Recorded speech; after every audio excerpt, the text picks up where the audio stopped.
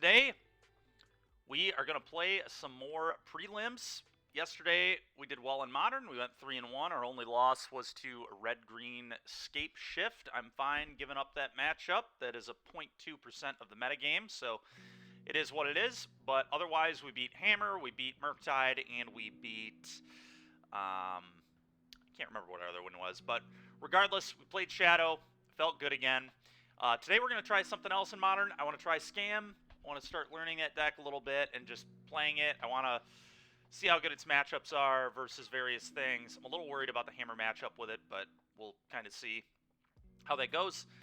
But the deck's obviously very good. It won the event this weekend. It also put another copy into top 8, so I did 2 copies in top 8. Did really well. So I want to play that today in Modern. In Pioneer, we're playing Angels again. This weekend I got pretty unlucky in the pairings lottery. I played against Blue-White Control twice, which is insane. In the first 3 rounds of the tournament, I beat Grohl in round 1, and then I went Blue-White, Blue-White, lose-lose. And then I paired into Greasefang, which is the next hardest matchup, I think, for the deck. So really just not running super well this weekend, but that's okay. Yesterday was a lot better. We ran just fine in Modern, and in Legacy, I think it ran totally fine. I think I just need to get a lot better at Legacy. Spent a lot of time playing the Delver versus Initiative matchup last night, and definitely learning how I want to be playing that matchup, and most importantly, how you want to sideboard. Sideboarding in the blind is like just so not good. But started to learn about that matchup more, and I'm excited to keep playing it and getting better. But today, I'm going to play some Pioneer with this Angels deck. Larry last night 4-0'd a prelim and 5-0'd a league with it, so he's won his last 10 matches with Angels or something ridiculous. So last week we had a 9-match win streak with it too, so it's consistently spiking 10 matches in a row. That's a good sign for a deck. Typically means a deck is pretty good.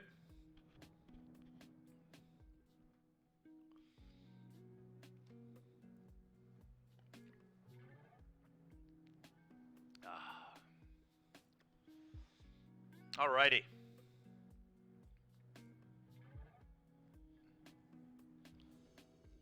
Here we go. Losing the die roll a little unfortunate, but we'll be okay.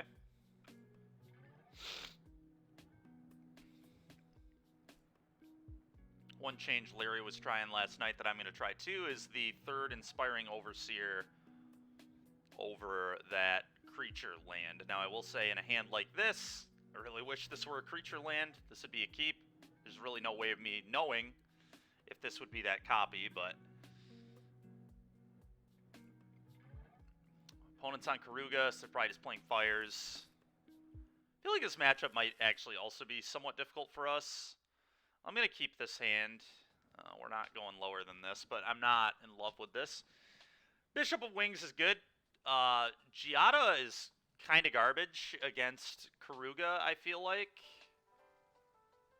So I might just go Bishop, Bishop, Youthful. Don't know. Kind of want to prepare for Stomp. Yeah, I'm just going to get rid of the Giada and make Stomp dead.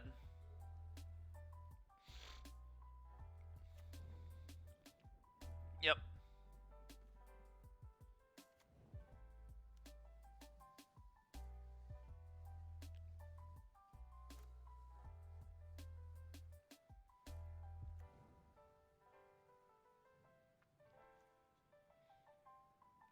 Bishop.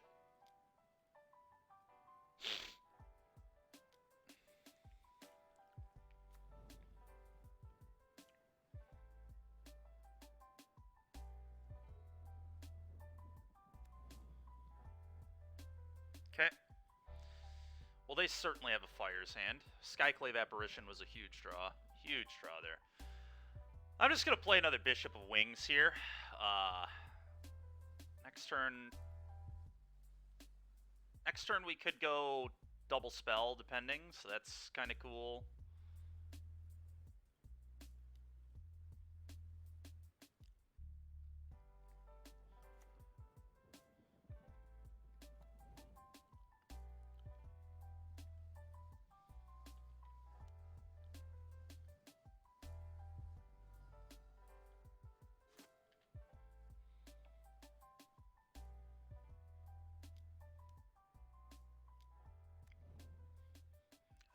lockdown there is kind of annoying, but we get to eat that with an apparition, so that's okay.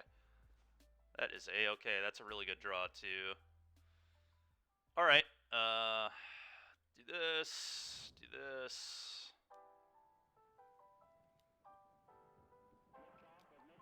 I would like my guys back, please.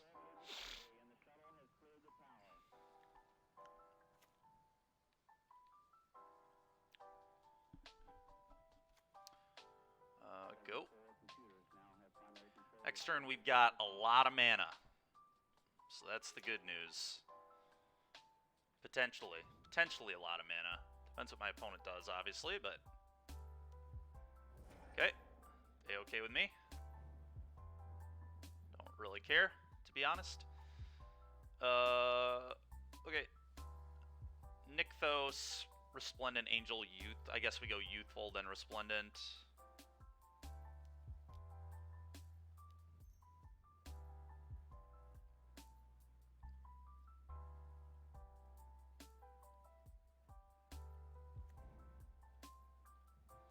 Always yield to these bad boys.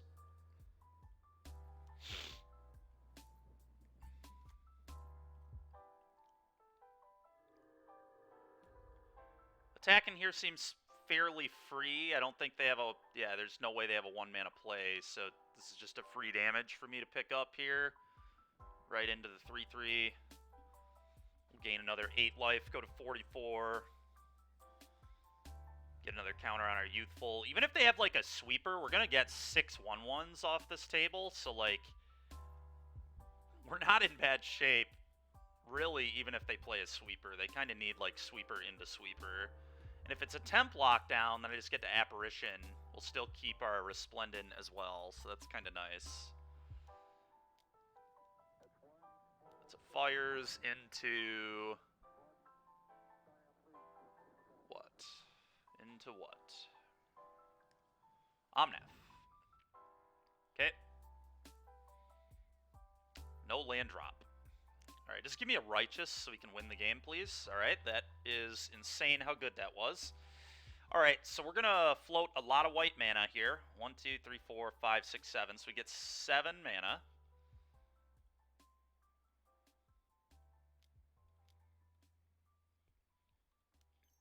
And then we're going to cast this Collected Company.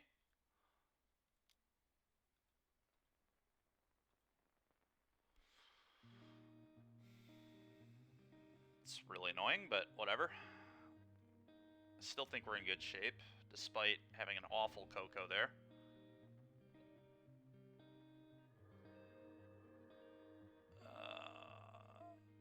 So I have to assume the Fire's the most threatening card, especially with them missing mana like this. Could play another Youthful Valkyrie, be like fine, but I think the Fire's is the most dangerous thing. Let's see, 4, 7, 11. I'm attacking for 11.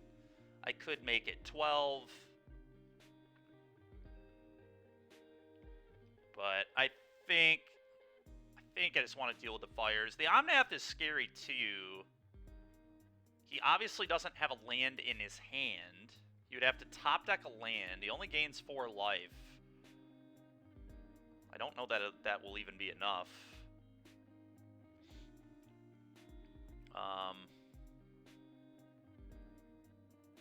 Yeah, I'm just going to hit the Fires. I don't know. We're going to hit the Namesake here and...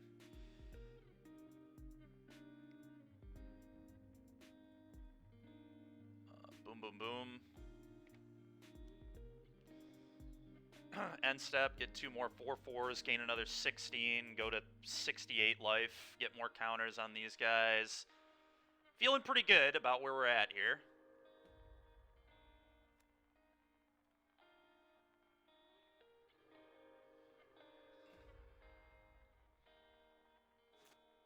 Opponent, like, has to have temp lockdown.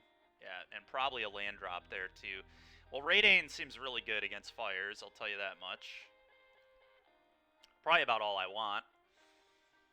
We're probably trimming Giadas, I would assume.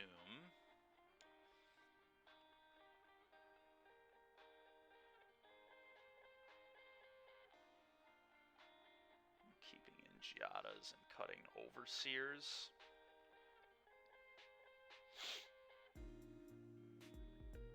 Okay. I guess that's a pretty clean swap. 3 3-drops for 3 3-drops. It's pretty clean. Makes sense to me.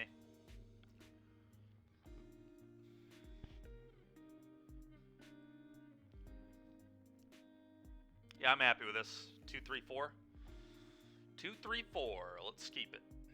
Snapping it off. What's up, dude?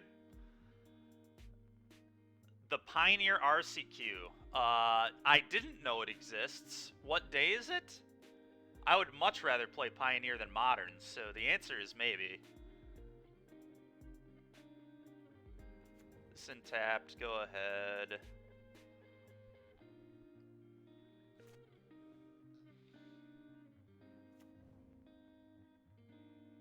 Yeah, where's it at and what day is it? I'm super interested.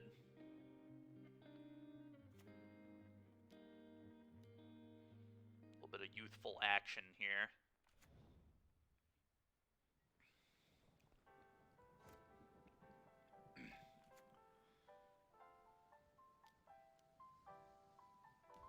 Yep. Okay. One spot in Portland on Saturday. So I think I'm going to be playing these moto events, but I am somewhat interested in that. I don't... So this is kind of weird. I almost don't want to attack because I want to have blocks available here with both of my creatures, and maybe that isn't necessary, but I don't want him to, like, go... Removal spell your Righteous, attack you, and then get to attack me again.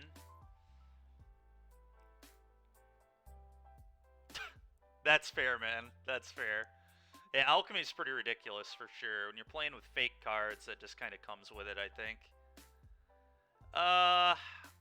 Yeah, I don't know. I don't know if I'm supposed to attack here or not. I'm tempted to not, but losing 2 damage against this deck's a little awkward. But I really want 2 blockers available for this. I would like to obviously block with this and not this, so if he does have a stomp, he doesn't get to kill this. I think I just pass. Unless I'm just okay with him having mana, and maybe I am okay with him having mana. Because next turn, the Coco makes the Youthful just that much better, assuming that he doesn't deal with the Righteous. He just wouldn't block with Righteous. Kind of a close spot here. Whether or not I want to be blocking this or not. I guess I'm just going to commit to no blocks, so I'm just going to do this. We'll commit to racing, and...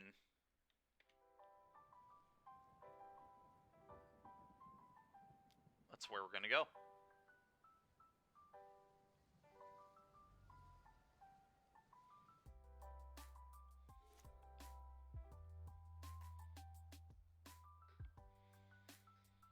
That was a close turn.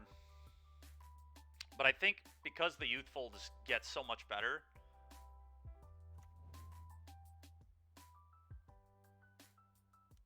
There's a 3-mana enchantment that gives everything Cascade? That sounds heinous. Wow. Okay. Another Fable. Alright, this guy's gonna have a lot of mana. That's for sure. A lot of mana incoming. Yep.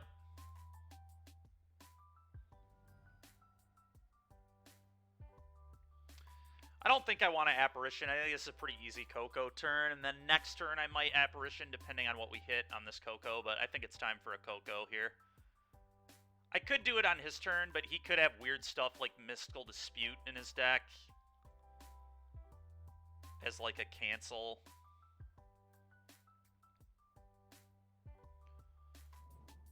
So we're going to Coco. Also pushes more damage on this. Double Resplendent Angel is very interesting to me. Yeah, I like Double Resplendent here. Grow the Youthful, attack you for 4, and then next turn I can now Kyla's for 2. If I hit a couple of gain life effects, the game just spirals completely out of control.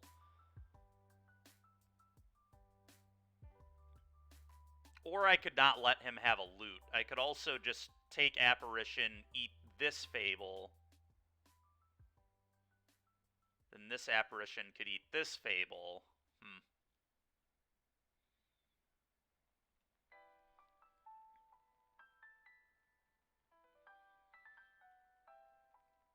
Yeah, I don't know. This is pretty close here to me.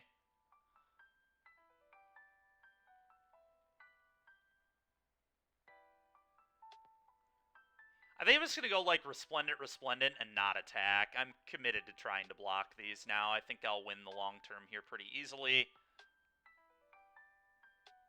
Unless he has like a Supreme Verdict, but if he has a Verdict, he's killing these anyway, so I think that's good for me.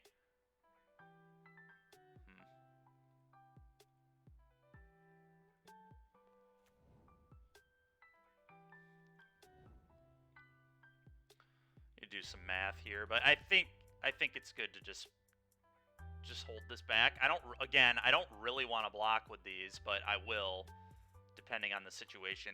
I think we just pass. I probably shouldn't have attacked last turn, honestly. I don't know. It may have been right. It did play around Stomp way better. Like, if I would have blocked last turn and he had Stomp, then I lose this. And now, like, this never dies to Stomp anymore, so... Pretty okay with where we're at here. If we have a reasonable Kyla's, I think the game will pretty much be over. So that's the good news.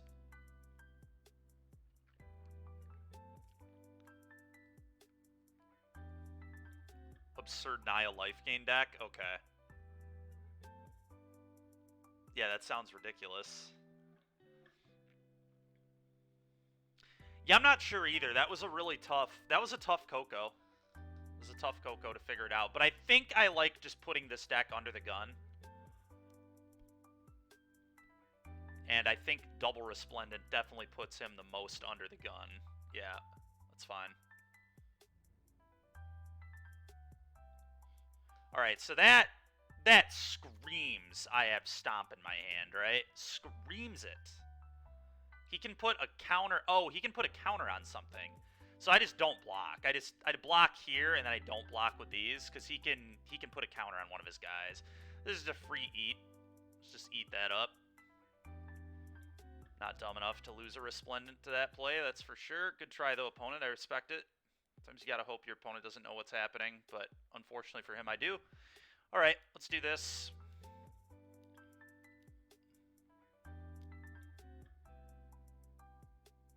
And he has the one of Iganjo in play, so I don't even really need to worry about playing around that. I was just thinking about Iganjo, but... Alright. So... This actually wasn't that good.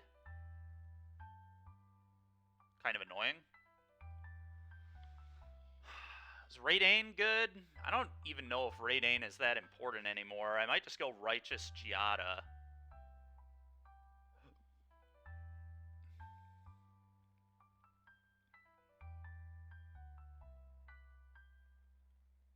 Yeah. Makes my Angel a lot bigger, the Youthful Valkyrie. Alright, so 6, 9... If I attack with all these, I've still got a really good blocker here. He can give his stuff haste, which is a little concerning. What if I just punch him with the Resplendence and leave a 6-8 and a 5-7 back to block? I think that kind of makes sense. Next turn, I just take over the game. Because I can pump one of these, which will then give me 1,000 thousands, which gain me 1,000 life. Yeah, I think this is a pretty reasonable attack. Just swing with these. Don't swing with the others.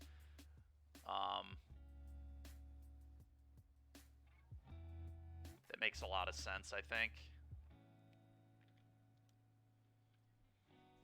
Let's punch you for 6. Your turn.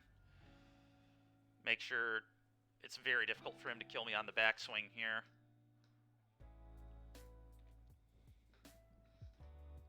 And I feel like he has Stomp in hand. with how last turn played out. I guess he may have just been trying to pump with Kenrith. It's hard to know exactly, but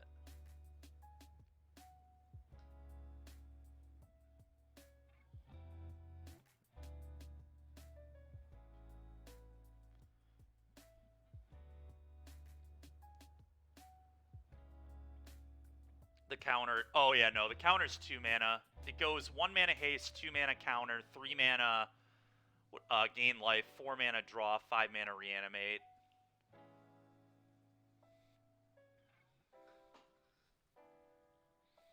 Well, I like our spot. Opponent has 2 cards. Fires is actively just a bad card at this point, I think.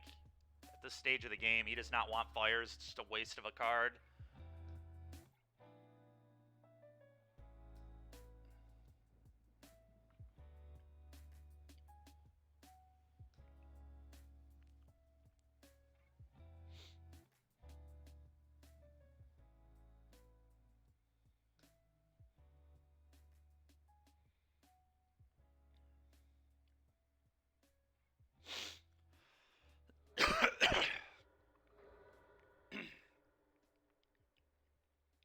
Okay.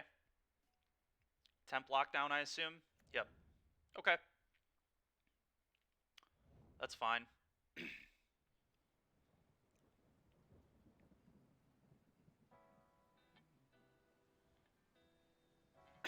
He is still just dead on board, so he needs something else. I guess he can gain 5 with Kenrith.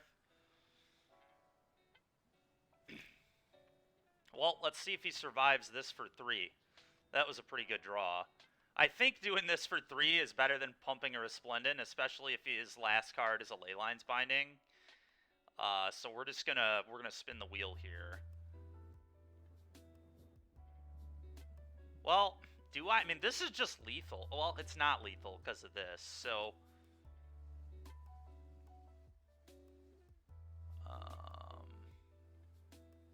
I don't know. This is, again, kind of close.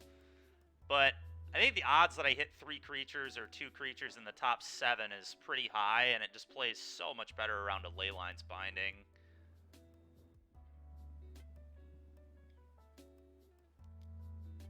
This is what we're going to do. We'll see how it works.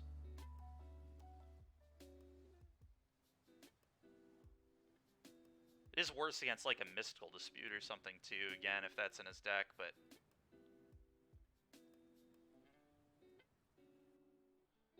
Yeah, I agree with that.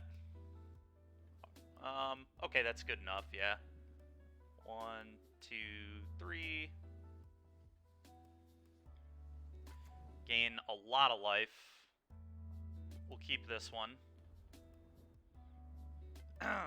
Well, now the Anthem kills him too, so... I think our opponent has lost.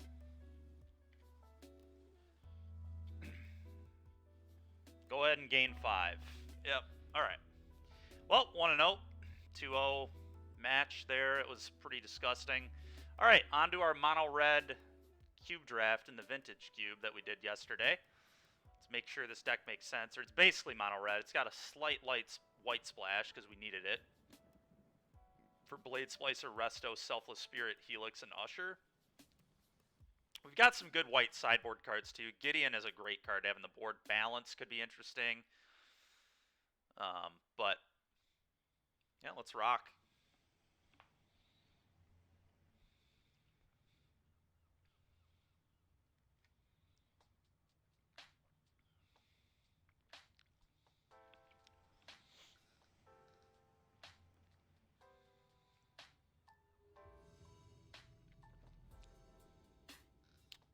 I would like to play first with my mono-red deck. This hand is a little medium, but it does have 1, 2, and then a good 4 if we get to attack with this. So I am going to keep it, but I don't think it's an amazing hand by any means. I think it's fine at best.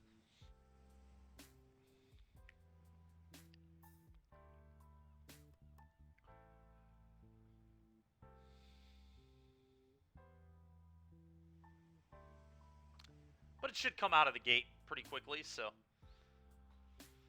This is a redraw as well, which is nice. If we flood and just pop it away.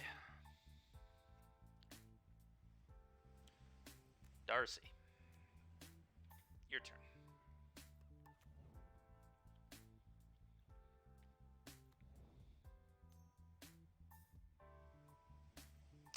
don't like that.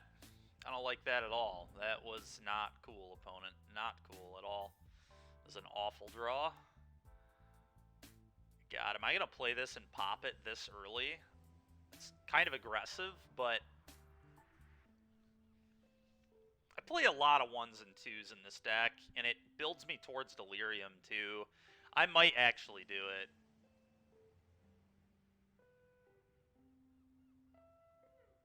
I'm not down that much if I play this, so I'm just going to play this, give myself the option. We'll see what my opponent does. I'm only going to take, like, maximum 2 damage from making this play, maybe 3 damage from making this play, and I'm okay with that.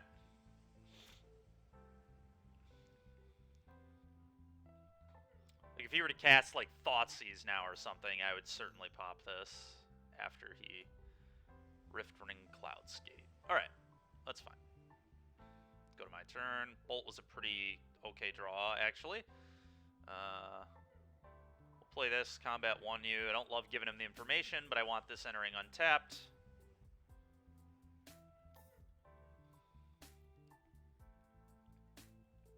Leave Bolt in our hand for now. So it looks like he's just a Grixis mid-range pile so far. My kind of deck. Ophiomancer. Well, we've got the Lightning Bolt for that, so that is really nice. Bolt this out of here. Trigger Delirium. Or, trigger the Darcy. Figure. Figure seems good. That's a good way to use my mana. I'm going to put this on top of my deck. Happy with spells and a way to use mana. Here's the Great Pia turn. And like I said, we're only probably taking about 1 damage, maybe 2 damage, because now I can go figure double level up. So I get a little bit of damage off this Sunbaked Canyon, but I think it was still a good idea to put it in. There was certainly a world where I would have popped it off for a card. Obviously, didn't end up happening that way, but...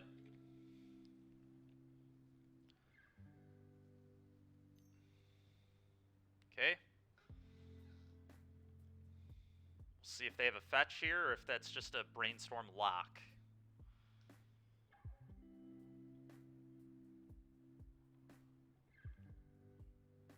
Shrink that. There we go. Sorry about the screen there, chat. Make that better. Okay, Brainstorm locking himself. Nice. Big fan. Big fan of the old Brainstorm lock. Braids. Okay. That does not do that much here. It is a blocker, I guess.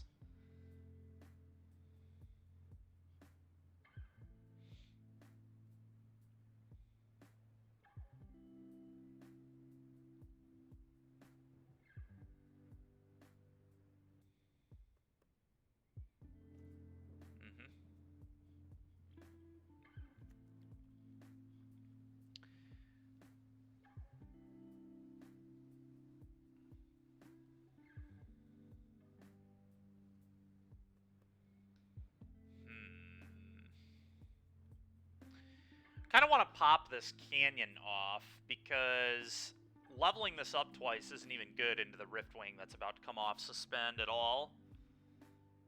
But then I can't activate the Pia, so let's do this. Let's go figure. Let's go attack for 2. Your turn.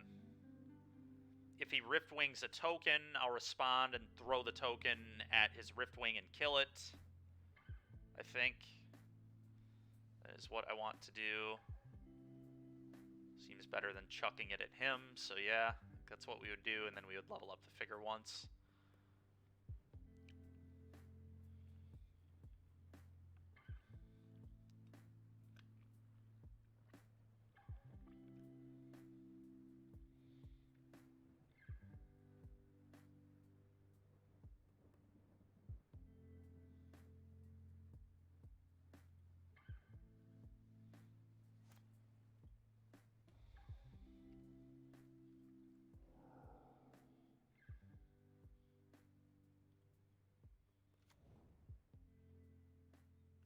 Okay, he just bounces the figure. That's fine with me. Don't mind replaying that.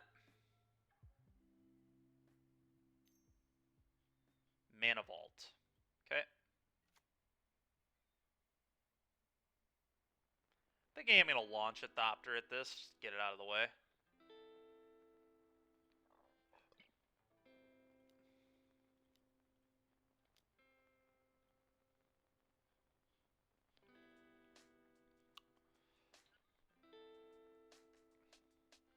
Wonder if he sacks the Mana Vault here. I think that'd be an okay play from him, honestly. I think it would be that bad. No, okay, cool. Oh, buddy, that is a nice draw there.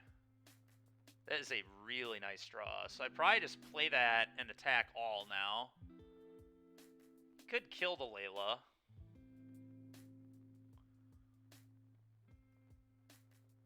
And then the attack all would be kind of awkward, but let's see what he's got. This is just such a good card. I could play land first to play around like Mana Leak. I'm going to play the land here anyway, so well, I could have hit a land off this though. Yeah,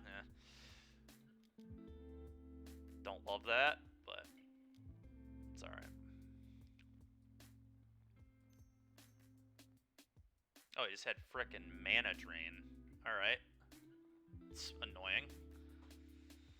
This guy's got a lot of mana next turn. It's a little unfortunate. Figure of Destiny. I may just be popping a land here instead of leveling up. I think that makes the most sense.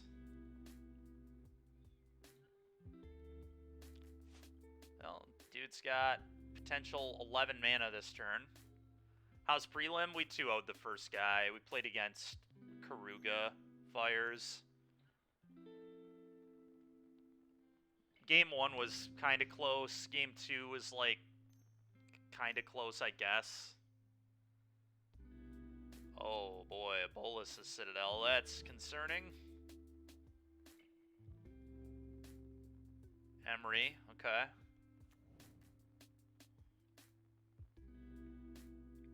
This guy just playing Storm or what? Oh, there's a Lotus in there now too? Dude. I think he might just be on a weird version of Storm.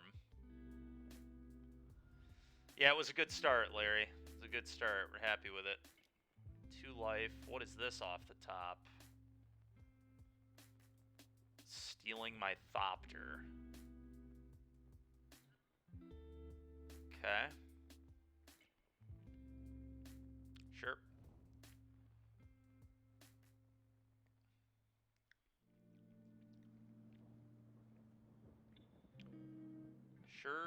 Sure.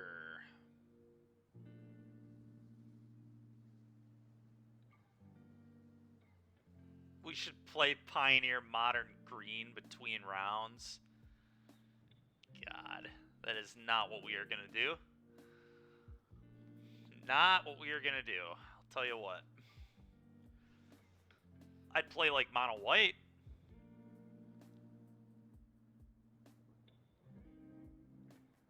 No, it is good. I think it's totally fine. Green's never, like, bad. It's very powerful.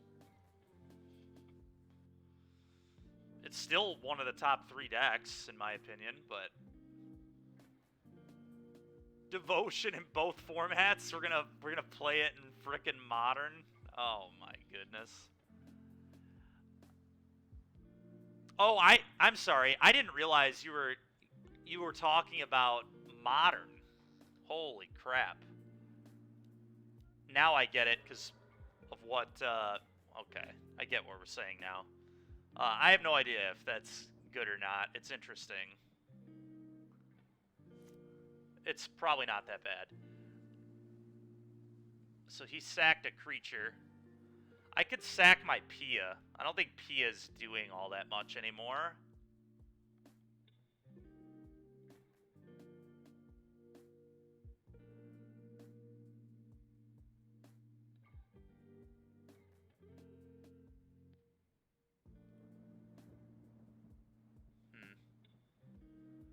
Pia really isn't doing that much anymore.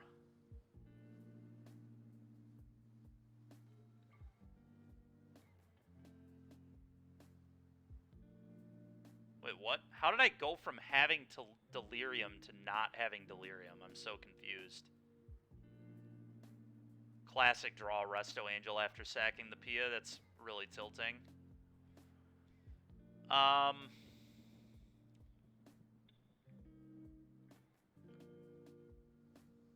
You do get Ballista as a Karn target, which is pretty cool. You also get to play the Leyline, right? You get to play green Leyline in Modern, which is super busted.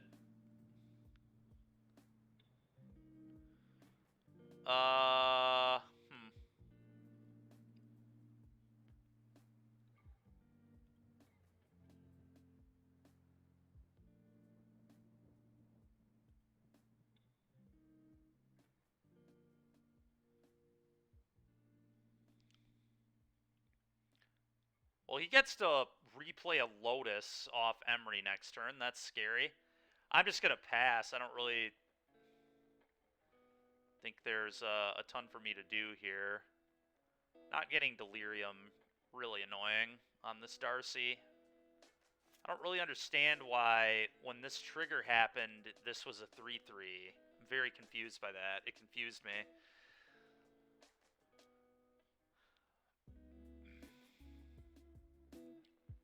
Don't really understand, but...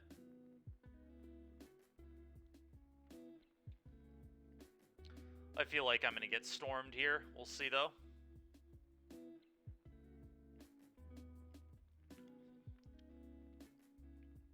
Sacking that Pia ended up being really punishing. It was unfortunate.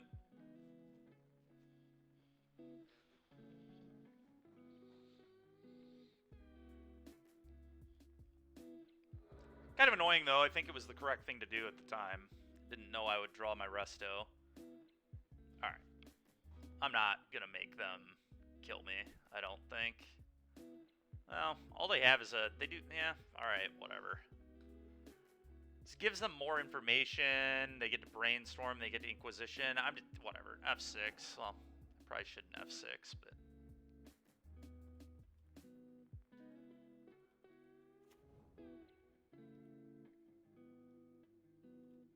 We'll yield until the end step, I think. Don't love giving him information, but we'll do it.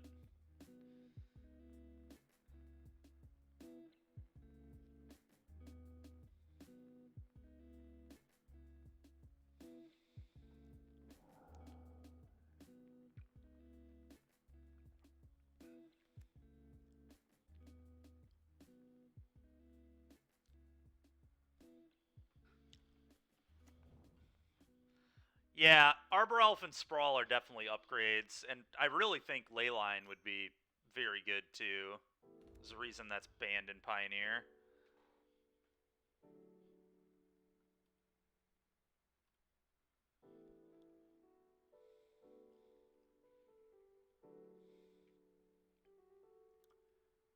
I feel like I'm really dead here, but we'll just kind of wait and see.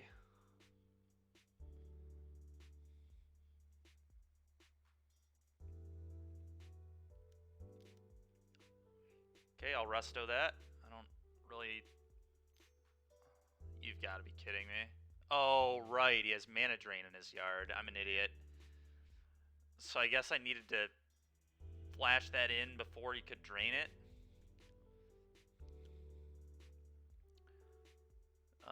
Jit seems pretty bad to me. Gideon and Silverblade might be real here.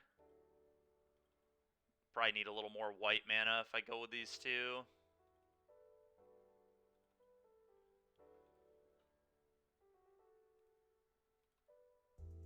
Want to get a little more aggressive with him.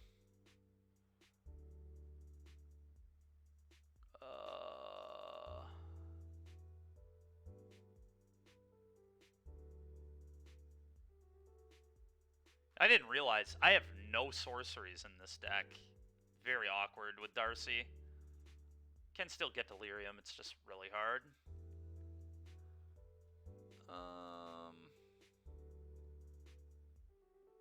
Probably want to cut a 4-drop.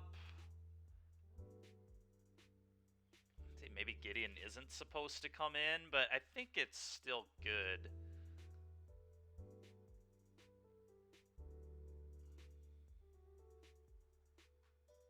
Lava Man's like a little slow, but it's still a 1-mana play, which I like. It just feels like too many 4s to me. 5 4s, that's a little ridiculous. I don't know that I actually want Resto here. I think I want to be more aggressive with my 4s.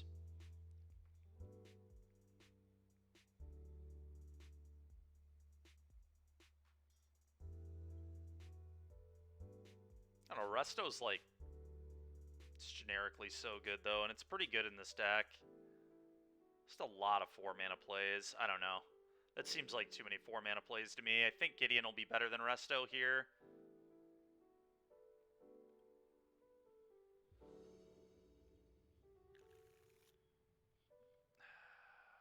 We'll mull that. Alright. This hand is messed up. I'm just going to get rid of the Pia, go 2, 3, 4, hopefully, and hopefully that's good enough to win. The old haste, haste, haste. Pia, pretty nice one with Hellrider, but I'd rather just play the Hellrider.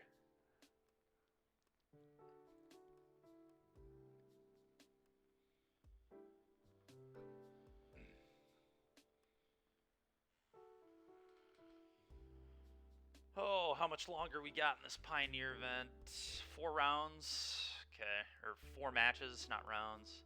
3 rounds left, but... Alright, play this tapped. Go.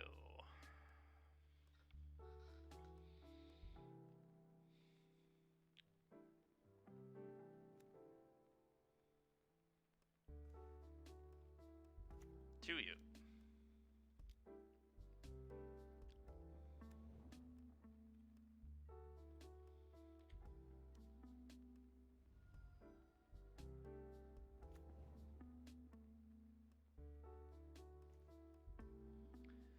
Could be a mana drain. I'd be pretty pissed if this gets mana drained, honestly.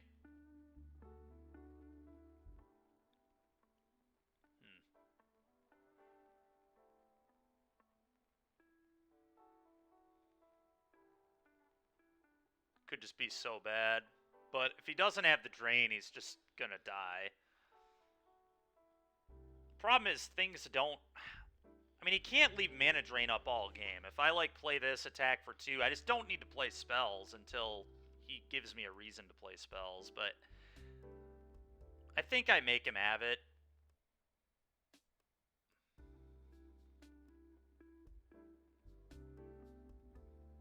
I'm gonna make him do it to me.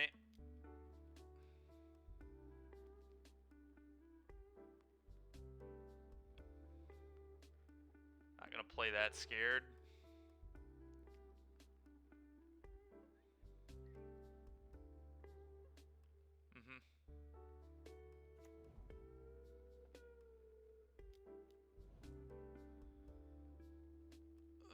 It's so stupid.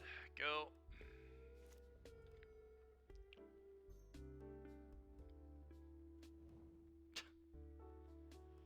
Okay.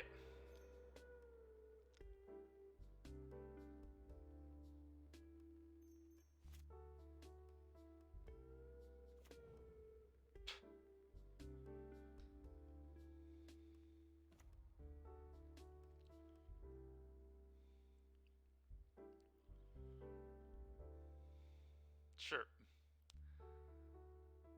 The good news is, if he keeps taking all this damage, we might just kill him.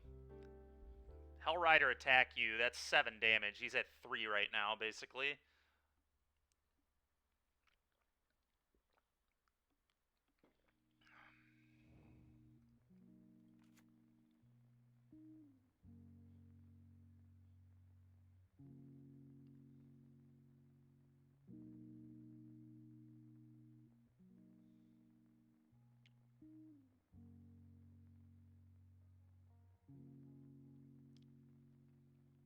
Upheaval. Ink doesn't matter. That's fine.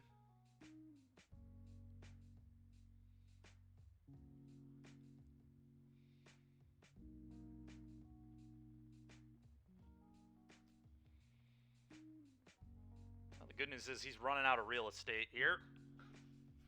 Running out of life total quickly if he can't deal with the Hellriders at 2. That's going to make the Citadel a lot less of a problem. Ophiomancer. Dude, give me a break.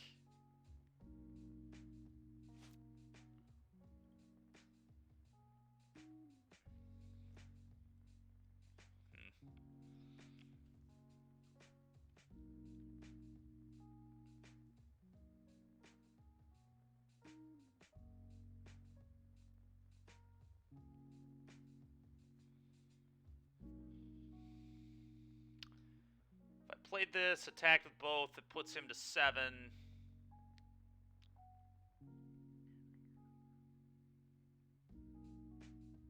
He would go block, probably trade, stay at 7, have a Citadel and a Narset. Seems pretty poor for me.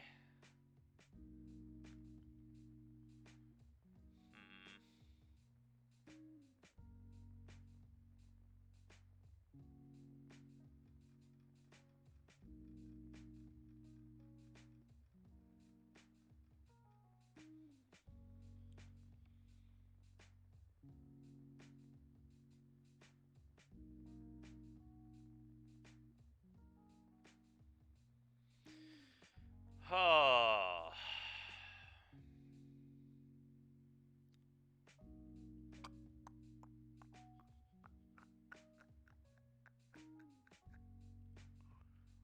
I think I'm going to do this.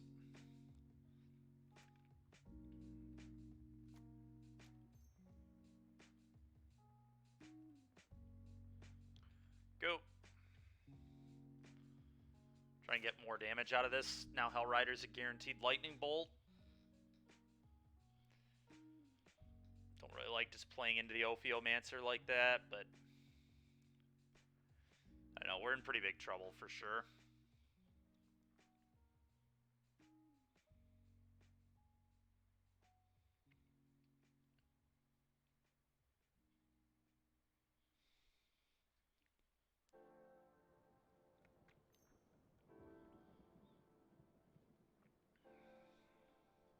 I'm not really understanding why Upheaval is in their deck yet. They've played like no mana. I guess they did have Mana Vault.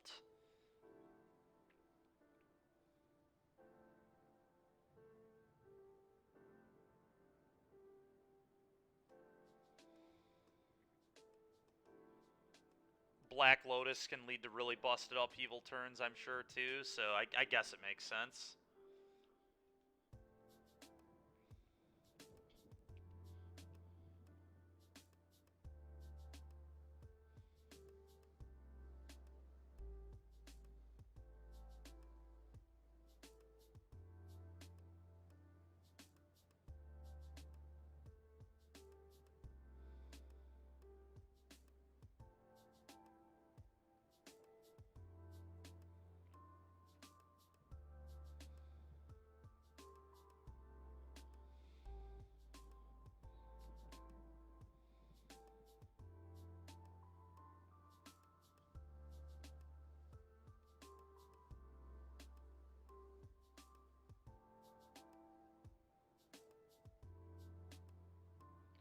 Opponent really thinking on this Brainstorm. Brainstorm's pretty interesting with Bolas's Citadel, I'll tell you what. It's kind of cool. You can set it up the way you want it. You can, like, put a land on top and play the land for free. Very neat.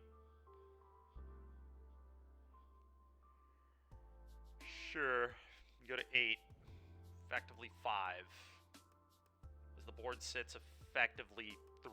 They effectively just went to 3 life there.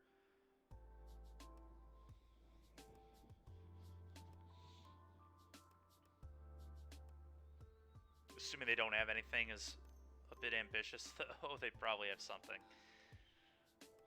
3 mana.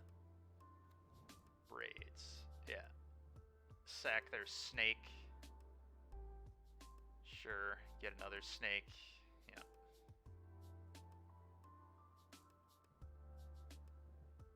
I was about to say, you're just going to sack it, right? Excuse me.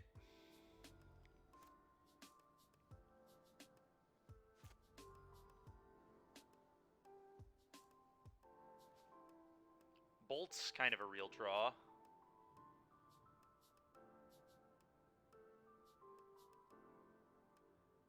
I'm just going to see if my opponent gets greedy with anything. I'm going to play the Hell Rider. We're going to attack all at him.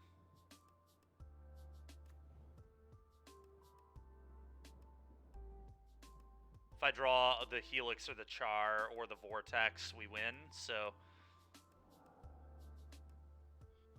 Okay, that's a deal. I'm fine with him taking more damage. That was actually just not a good play, I don't think, from our opponent, but I'm into it. I'm fine with him shocking himself. Now he's still just dead to all those burn spells, and he's actually just dead to my hand as it is. Wild. Okay?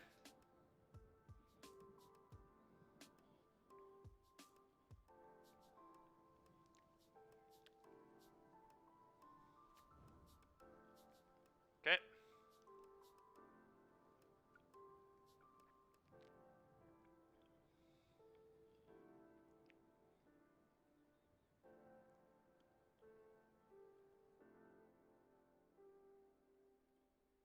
Two matches left in the Pioneer thing. Oh, it's Wafo Tapa, of course. Wafo Tapa probably playing some control deck versus whatever this guy's on.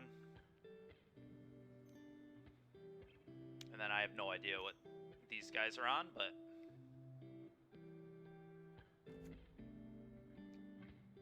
Okay.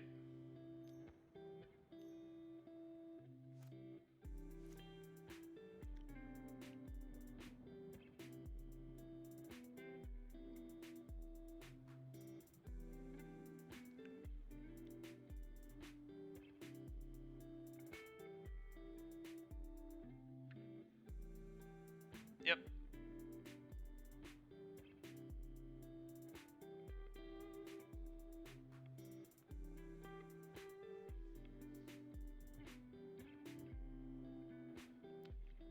What? Oh, he just didn't want to... Why wouldn't you... Honestly, sacking your Citadel there seems fine. Okay, sure. Thanks for minusing Duretti to do nothing. Big fan. Big fan. Braids and Ophiomancer is ridiculous. That's a really sweet combo.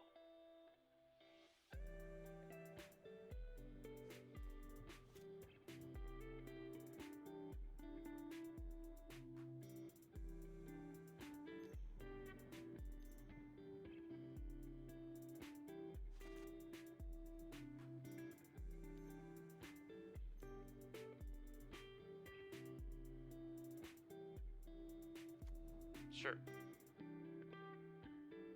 I'll take one. I'll take two more. You get a guy. Just gonna play Hell Rider and attack and make Bolt lethal. I don't know. Seems pretty good to me.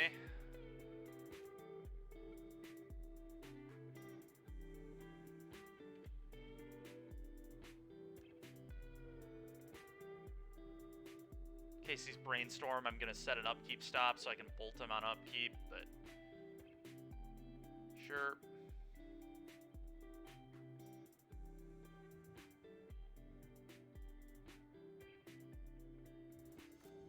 Oh, round two's up over here. Won the die roll. No 2-drop, and triple farmland is a little awkward, but I think this hand is actually just good enough anyway. Very strange hand, but I'm going to keep it. Although the last deck my opponent was playing was Hidden Stirrings, so maybe I should... But game one's not a great matchup for us anyway, so... Pretty bad hand in that matchup, though, here. Whatever.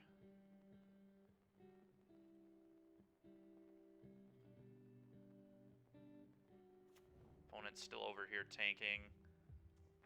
If I haven't already, I'm going to... F6, let them do their thing.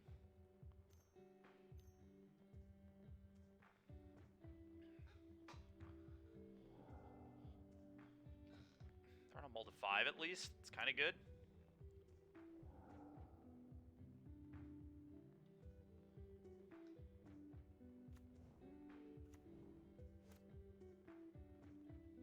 Yeah, they're still on Hidden Stirrings, clearly. Play this, tap, go. At least we got answers to, like, Bloom Tender and stuff, so...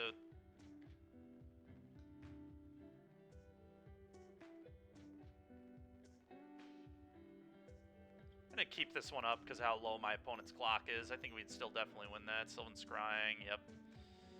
Yep.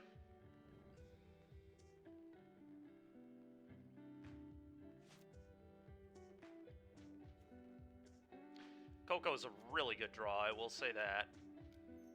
Oh. Wait. Resplendent, go. Next turn, Coco. Hopefully Reconstruction the turn after, and maybe we can kill him. We'll see. Yep.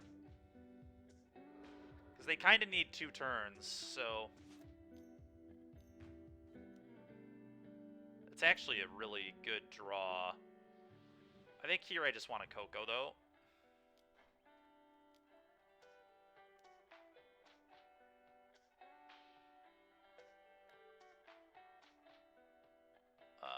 Righteous Valkyrie.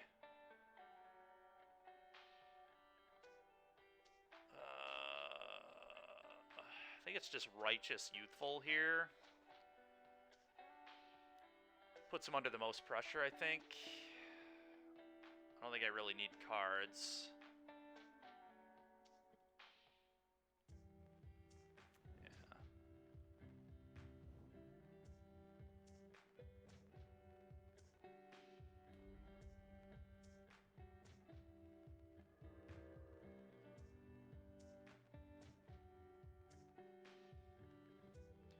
Attack.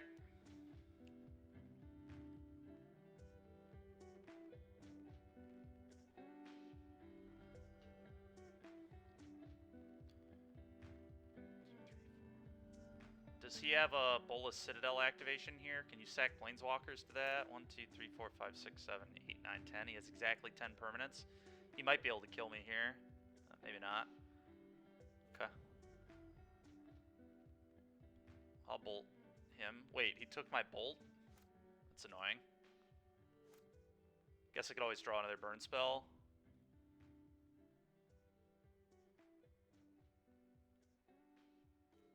We did not. Alright.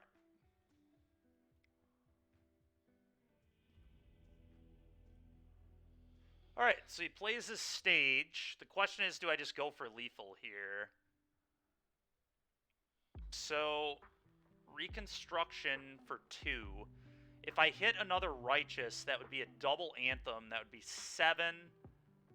Yeah, I mean, if I hit another Righteous, he's super dead. If I hit an Angel, this would be 4, 9. So I pretty much have to Reconstruction into exactly another Angel, or I can just simply Boseiju him this turn, and then next turn go for the Kyla's Reconstruction and the kill.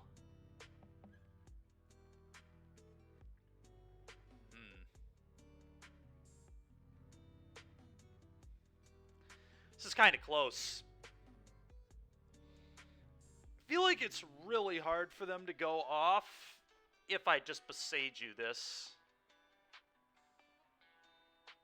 I could even play this too.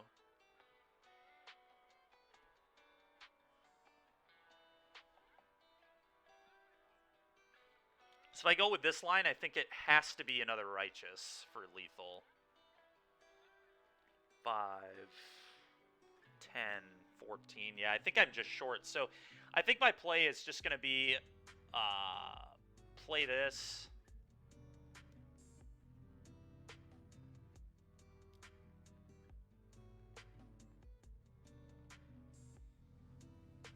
I'm going to punish him for not activating that Thespian stage main phase. And maybe he wanted me to Boseiju, I don't know, but he should have probably played around it. I guess he could, in theory, have Otawara.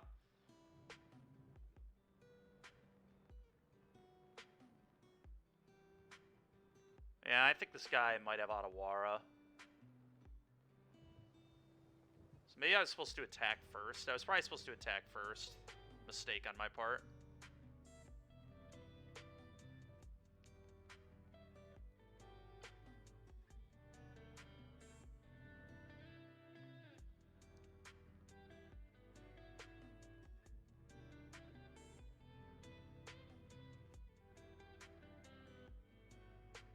Yeah, that was bad. It was bad to not attack first. Did have Otawara. Okay.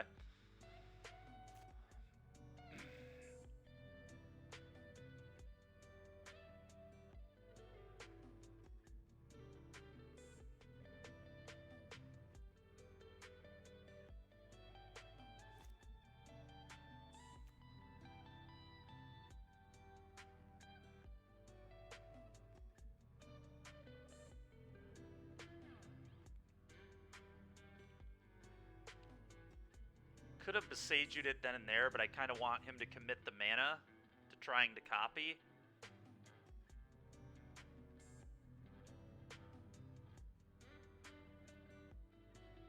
Yeah, playing this before attacks was so poor on my part. Man, I'm frustrated at that.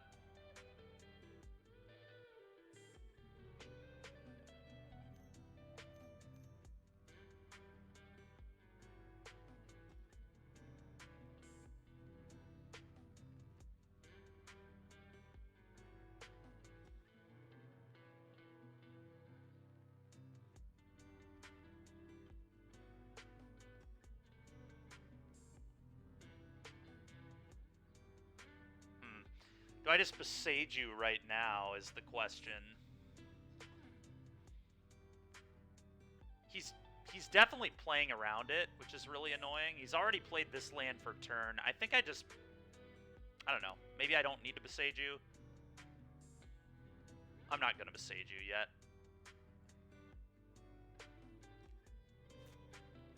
Sure. Discard your 2 cards. Or 1 card.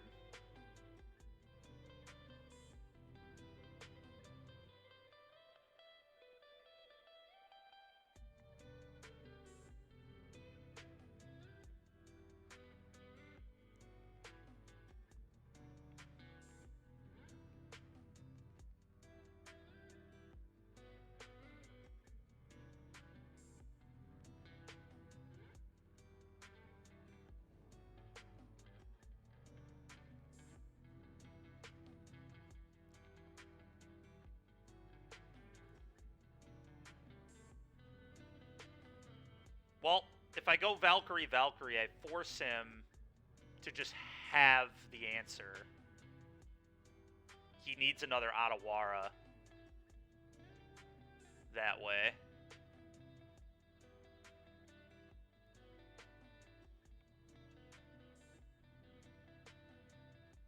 Go to 28.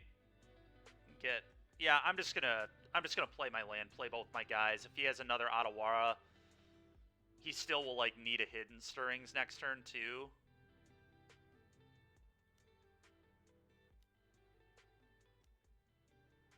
I think I'm okay with that.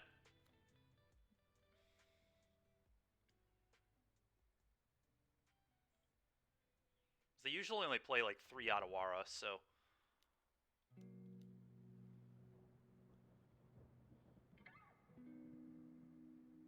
I'll make him have it. What a joke.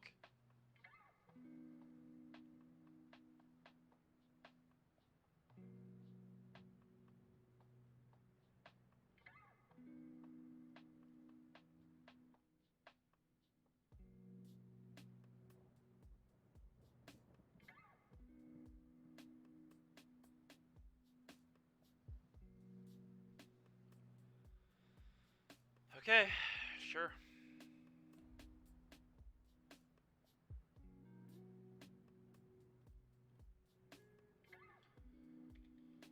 Do this.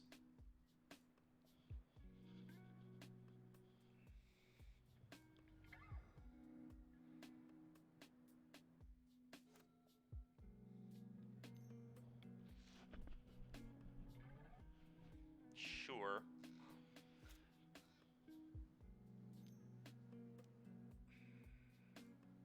Okay.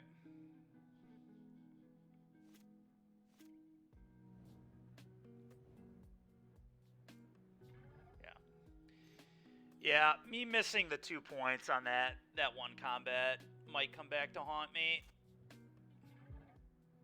Is that breeding pool you shouldn't have been able to put in untapped? Sure. And he has 2 mana, so he can Liar these things, so I can't give him Liar with this pile is the problem.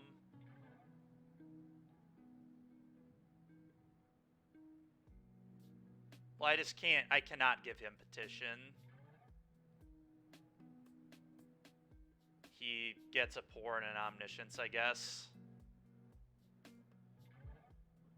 I cannot believe our opponent had 2 of their 3 Ottawaras in the top 10 with 0 manipulation at all. It's so annoying. I guess he did cast a Pour, but it's just ridiculous. He has another Ultimatum. Yeah, that'll do it. I assume it's a 3 of. I guess I should pull up their deck list, but probably should have done that first. It's a 2 of. So he had 2 of his 2 of. He had both of them. Alright, whatever. He got second in the challenge, it looks like. No wonder with draws like that, just having both of his 2 of. Yeah, I mean, now he gets multiple tutors. We'll go to the next game, that's fine.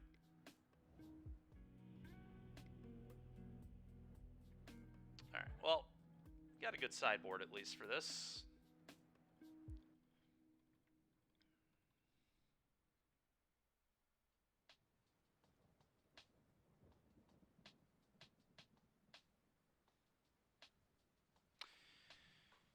Yeah, I don't know. I don't think I was ever supposed to play around the second copy of Ottawara, ever. It is so statistically unlikely that that would be there. The first one I could have played around much better, and that was where I made my mistake. But the second one, I'm never supposed to play around that. It's probably like a sub 5% chance that that's in his hand.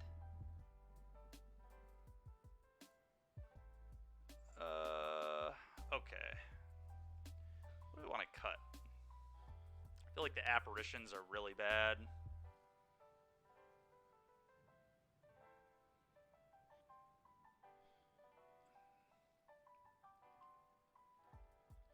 For like apparitions, Overseer doesn't seem particularly important to me here.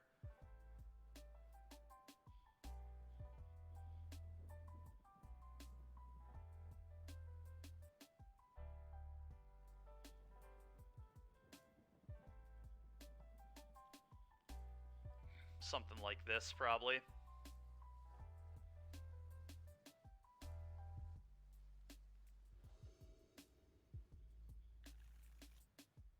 Yep. Keep that for sure.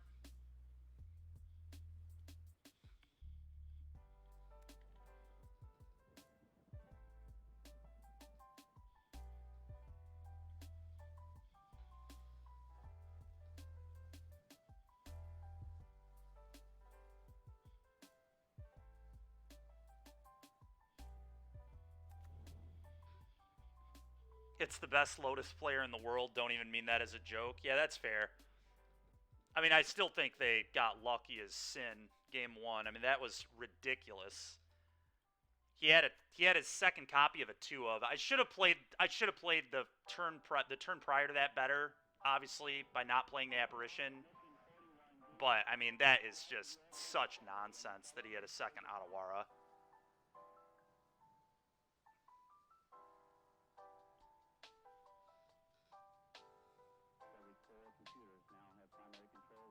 That is true. I agree.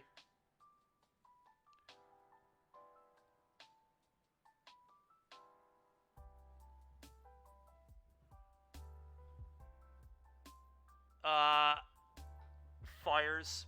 Karuga fires. I think Giada makes more sense than Valkyrie here. Yeah, Giada hits harder.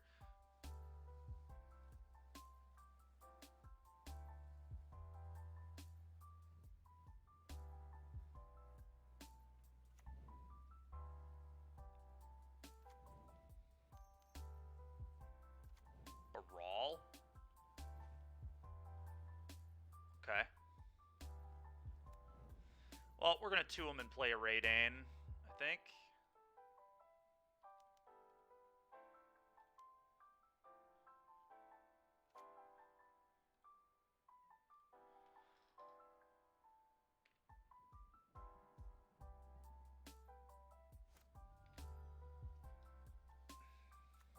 Yep. Next turn I can go Youthful Deafening or Coco, depending. That's pretty good. They probably Pithing Needle first and name Thespian Stage and then play this. I can actually do all of it. Never mind. I can do literally everything here. So we attack because the Giada taps for mana. Let's do this.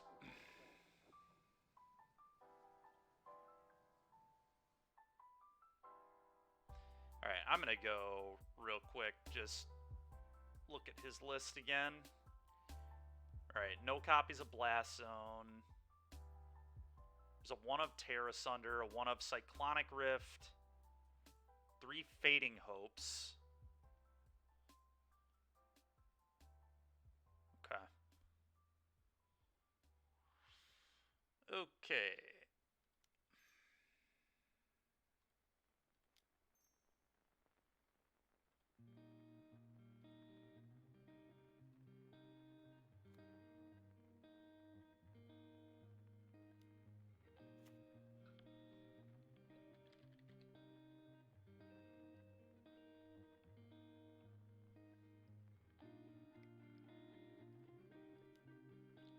Go. Hopefully this should be difficult for him to beat.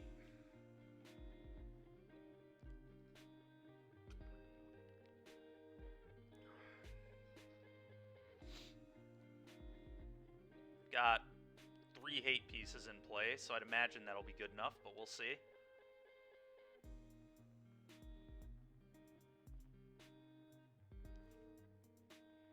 Another Raydane, that's pretty awful.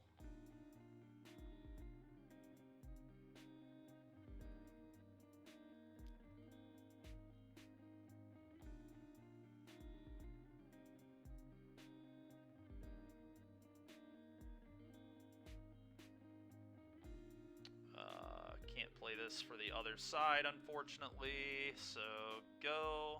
I don't even know, does that protect all my... Yeah, it's any permanent, okay. Other side would have been kind of interesting, but I feel like he's going to Otawara something here. Could have Seiju. Okay, he had neither. That's good for me. Land, yeah, I agree, Ventus. Land would be nice.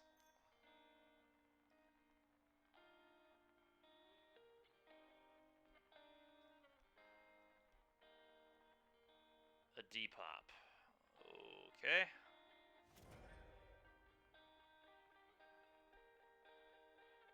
How many of those does this guy have?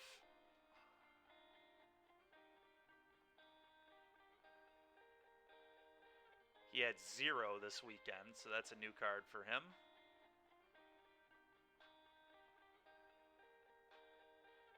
Nice. Alright, well.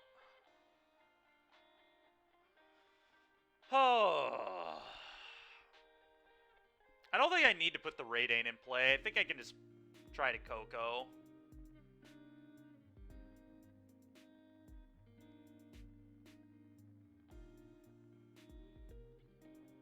Probably.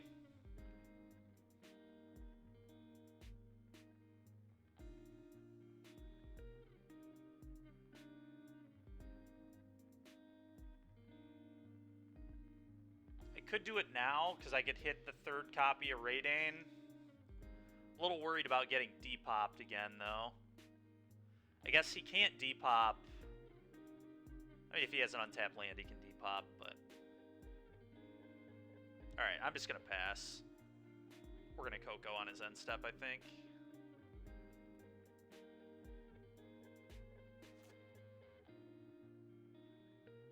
I'm trying to play into more depops. Sure.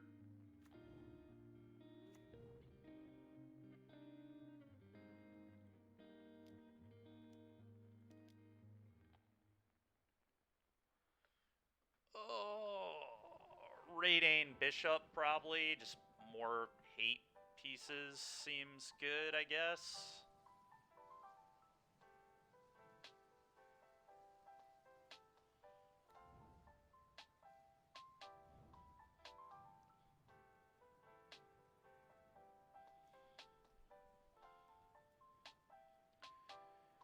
If I Coco now, I could hit Anthems. I think I attack my opponent. I think that's step one. Attack opponent. See if he blocks. I assume he won't block. We don't have Skyclaves in our deck, so that's not a thing I can hit, but the Anthem here would be bad for him. Interesting. Yeah, I was about to say, I doubt he blocks. Yeah, so it's not even worth... I don't even think it's worth Cocoing necessarily yet. I think we just wait for his turn, because he might be in a spot where he has to depop again, honestly.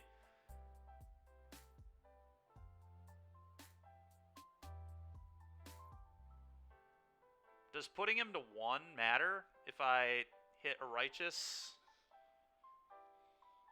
I guess, like, a depop I'm not even that worried about, because I get a bunch of 1/1s if I hit the Angels off this Coco.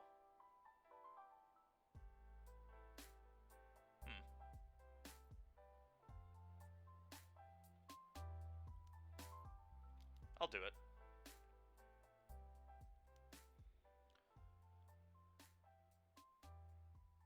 Righteous Resplendent, I believe. Wait, no, if I go Righteous, he's dead, right? Yeah, Righteous is double Anthem. Yeah.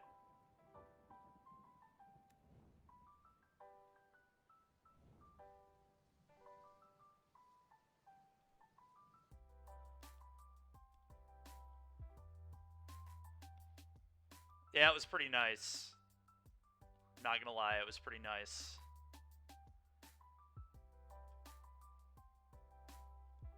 To be fair, it's what this guy gets. It's what you get for having both of your Ottawaras in game 1, I think. It's only fair.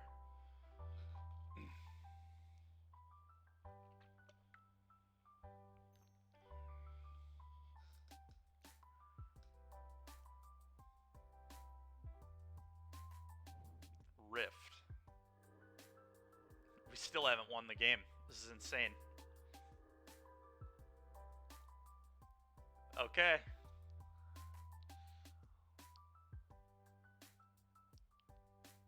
I'll play this. Go ahead.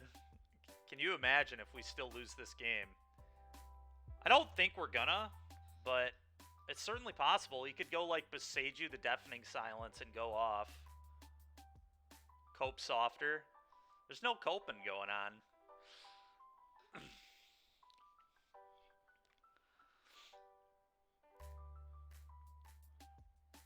Somebody has 2 of a 2 of and 10 cards, I'm gonna be angry about it.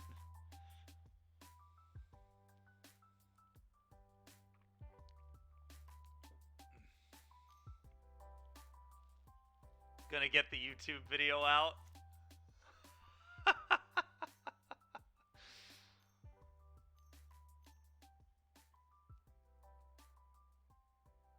Alright, so he can Beseiju plus Ultimatum.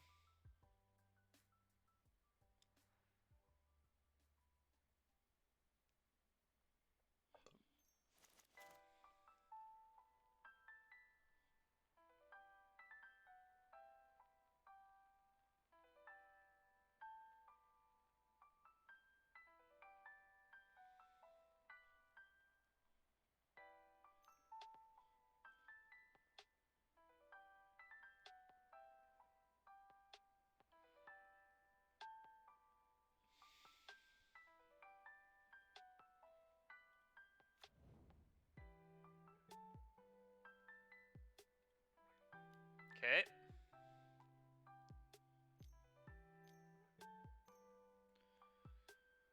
Okay, we'll see what he gets on this.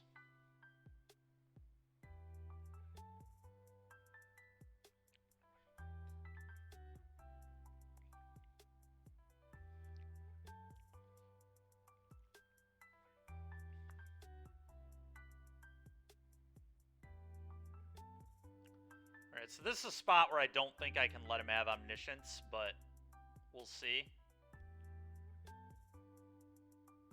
Pour Over the Page is very beatable here, so that's good.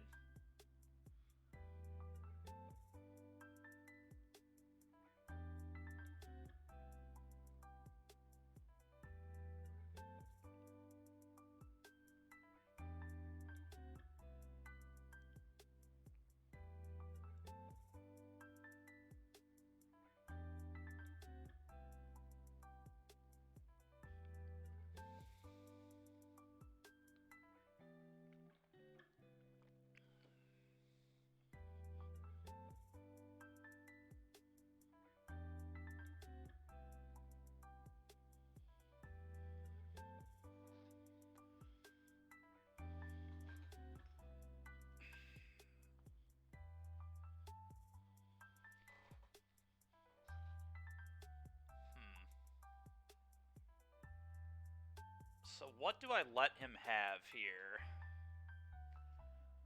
I don't think I want to let him have Petition.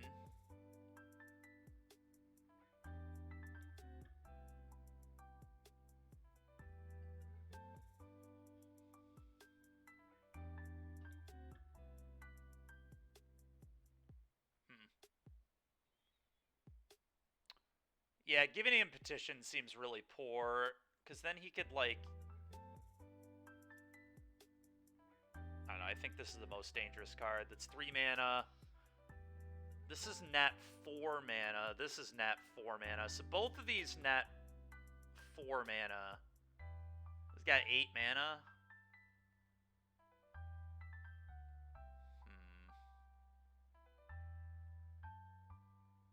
I just don't think I can give him the Petition. I don't know.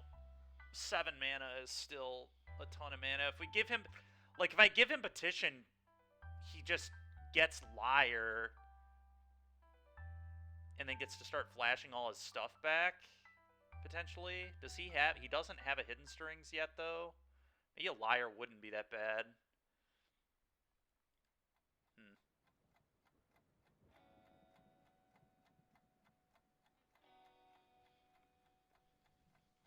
Why is it 6? He doesn't have 2 fields.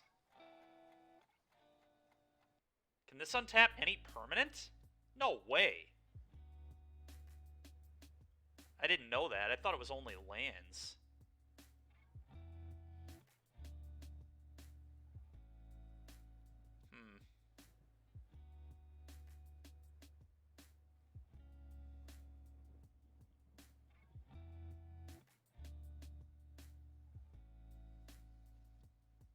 Problem is, Petition can just go get Hidden Stirrings anyway. I think I just have to get rid of Petition. I can't just let him tutor. There's no way.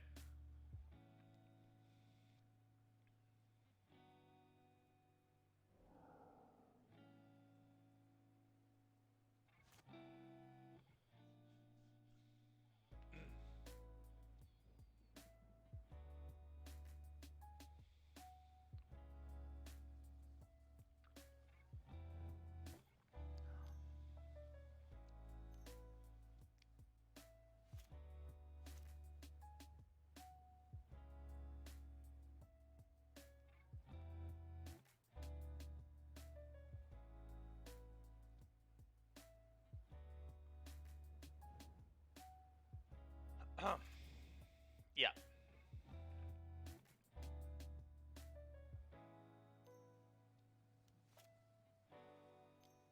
Just has the one of Omniscience in hand, too.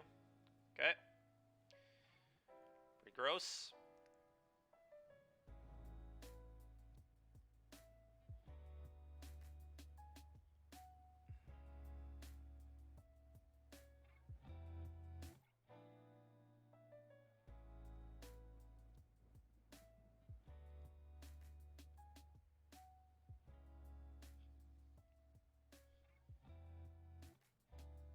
Yeah.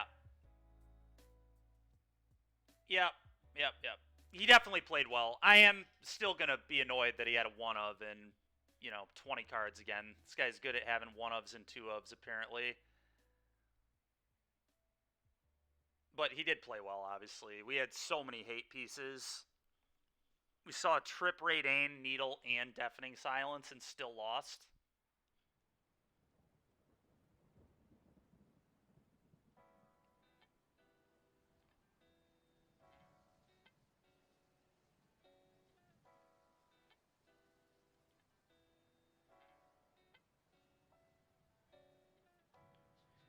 Again, I think I have to put the Petition back, but now he's just going to Bala Ged's the Cyclonic Rift, and he might Bala Ged's the Pour first. Yeah, he gets Liar now, right? He just gets Liar, and I'm screwed.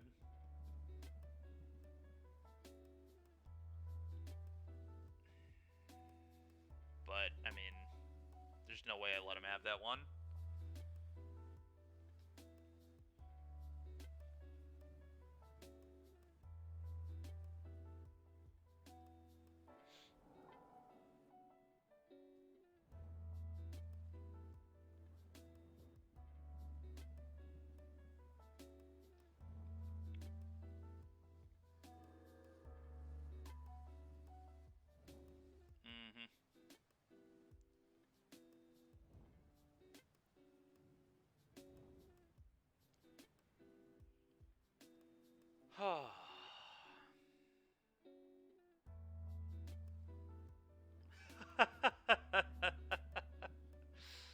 Yeah, whatever. I'm aware he got lucky. I get how math works, but you know, I got lucky too in game 2 to see as many hate pieces as I saw. So I mean, it does go both ways. In game 1, I did maybe lose 2 points of damage. Although if he just Ottawaras anyway that game, which he may have done, then I wasn't actually down damage. I just don't know that I ever could have beaten the second Ottawara in game 1, depending on, and if he's as good as you're saying he is, which he definitely played very well game 2, obviously, he probably would not have put himself in a spot for me to kill him in 2 turns. He would have just Ottawara'd anyway. Yeah, that's also a one of, I assume. It was a one of this weekend when he got second in the challenge, so whatever.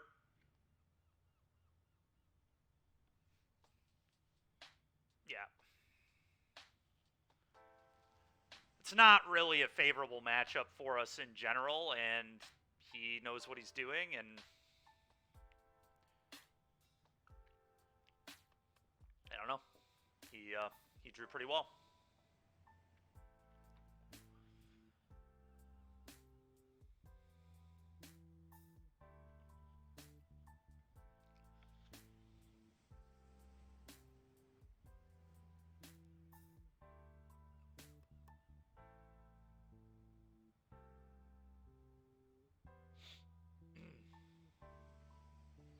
Is that the guy you said that plays spirits really well too, Mac, or is that someone else? I swear they had a similar name to this. Yeah, we got Lotused. Lotused by a really good Lotus player, I guess. He played game 2 super well. He literally beat me through like 5 hate pieces. It was ridiculous. We had a Needle, a Silence, and a Raidane and lost the game, so. And I Coco'd into I Coco'd into lethal and he was able to get out of it. Yeah, it's definitely good. It's really good. I mean, I think it's good against Angels in general. I think it's like pretty good anyway. We were actually considering playing it at the RC, so it's a good deck.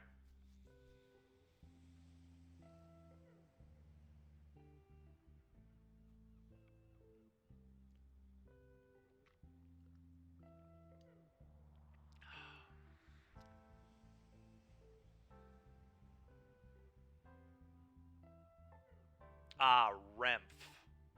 I see.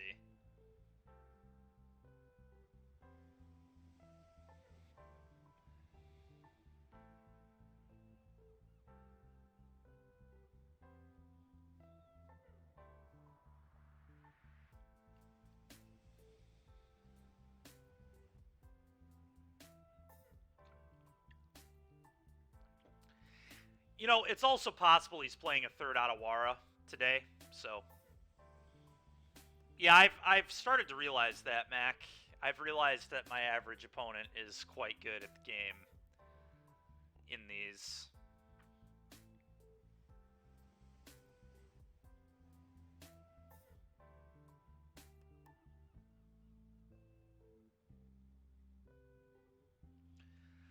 There's been a lot less of me saying, oh, that play didn't make sense when I've been doing these every day, that's for sure. Oh, nice. The round's over. All right, good.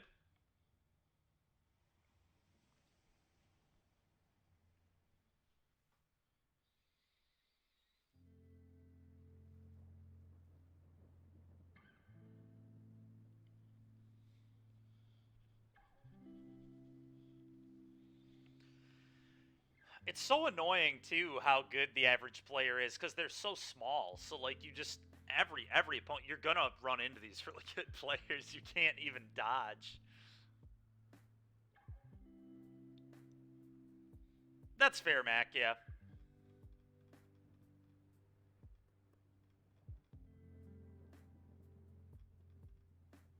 I'm sure it's, yeah, better to watch. I would enjoy watching it more too, I assume, but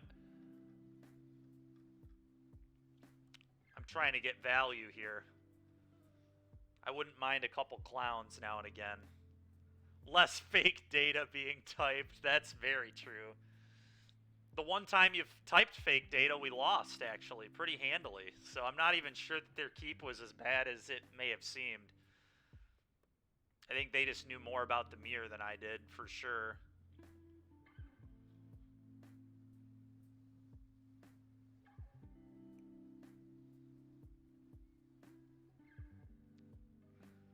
We also didn't draw amazing in that game, I guess. I don't know that I drew, like, any relevant spells after our opening hand, but still.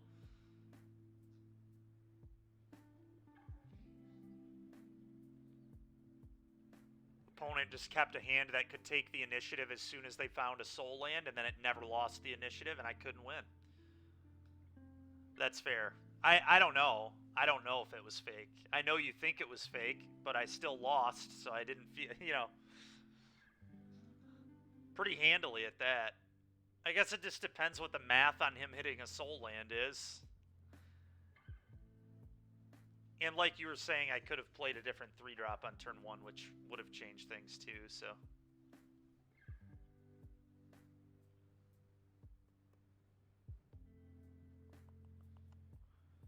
Oh, we're going to keep this against Daddy Jinzo. And looks good.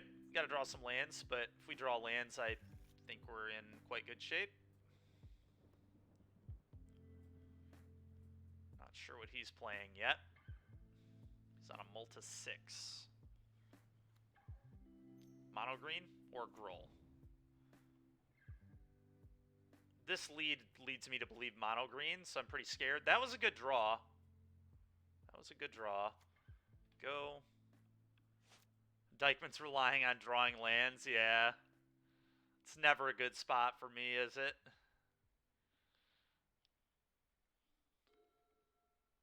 Feels like an aggro player's name. Yeah, mono green. Mono green's kind of aggro. Oh boy, yep. Not a matchup where I wanted to lose the die roll, I'll tell you what. OGT, Llanowar Elves. Okay, well, OGT is not a problem, so it really just comes down to their last card. Okay. How do I want to sequence? So, if I go Giada... No, I think I want to go Bishop. Bishop into Righteous into Giada plus Resplendent on the following turn. It also gets me more Devotion faster. Gets my life total up faster.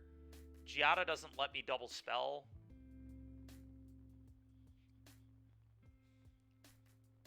Although what Giada does do, I guess, that I wasn't considering, is it lets me play Righteous as a 3-5 into Resplendent as a 5-5, gain 5 trigger, get a 6-6 trigger.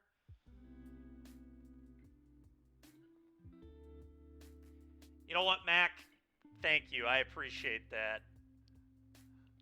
Or thank you to Raced, I guess, if that's how I say that. But I appreciate that these really good players in your Discords at least are complimenting my play when I'm playing against them. Yeah, so Giada might be a little more explosive. Let's think about this. So Bishop, yeah, I'm going to gain more life in the short term if I play Bishop, but I think the explosiveness of Giada is going to be better. And it also, yeah, I think the Giada makes sense here. We'll see, though. One problem with this play is he could just have a Skysov, but alright, no Skysov. Alright, we can beat this easily. This is not a good green draw from our opponent. Okay, I'm going to hit him for 2. I actually just get to play this here, I think. And then play a Righteous as a 3-5. So, combat, 2U.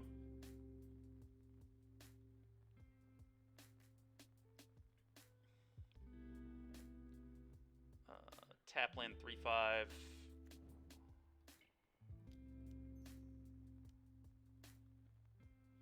go. And next turn, we really start going nuts. I get to go Bishop and Resplendent in the same turn. I don't think there's a huge punish for blocking. I guess the one punish is if he top decked exactly Skysop, so maybe I don't even block. My life total's about to get really, really ridiculous. So I can kind of just afford to take 8. I think I'm just... You sure as hell didn't say that? That's fair, Mac.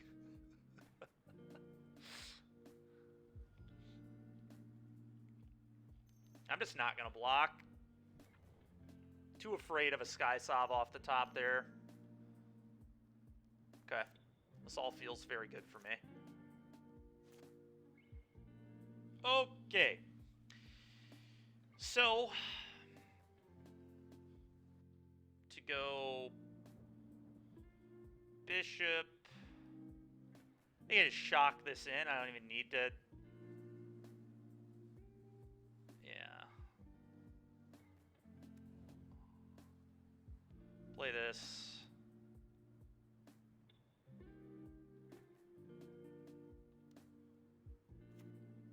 Yeah. Play this, gain 5. I guess that loses me damage. Let's attack first. Boom, boom. Could leave the Righteous back. I think that's kind of unnecessary at this point.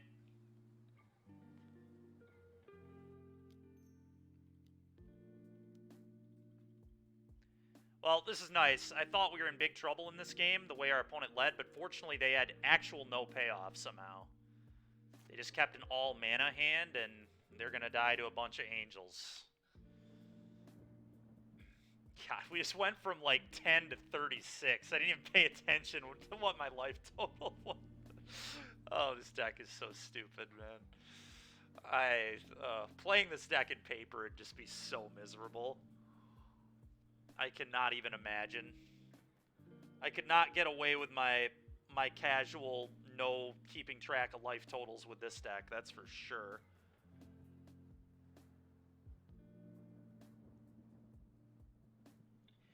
Yeah, I don't know, Mac. I mean, I guess, yeah, it's possible. They just didn't do anything, though. Like, they didn't play the cards that matter. Even against Red-Black, that hand probably didn't win the game. All they did was go Old Growth Troll, Old Growth Troll. Like, Red-Black can beat Old Growth Troll, Old Growth Troll, especially if they have a Shade. That hand just was terrible. It just never drew a card that mattered. It didn't draw Storm, it didn't draw Karn, it didn't draw Cavalier. Like, if Green doesn't draw those 12 cards, it's a terrible deck. Or Kiora, they just drew nothing that mattered. It's just a complete do-nothing game. Like, I get their keep. You have to keep those in mono green. That's, like, why the deck is, you know, that's why we didn't play it at the RC. I think there's a lot of variance to that deck. Really high highs, really low lows type of deck. All right, 3 Radanes, 2 portable holes. Probably want needles, too, I assume. Let's see here. Mono green.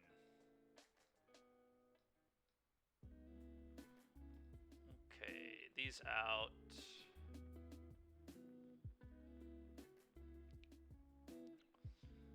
Mono green. Radane. Pipping needle. You don't... No portable hole, huh?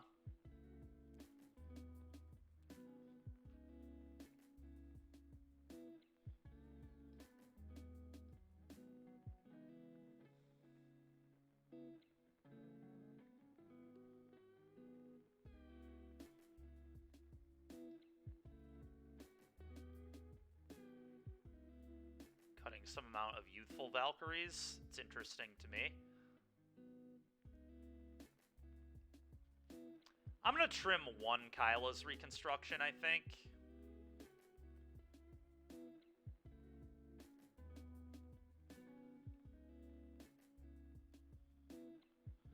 Because they could cage us, and I also don't... I want to just have 1 more 2-drop, I think.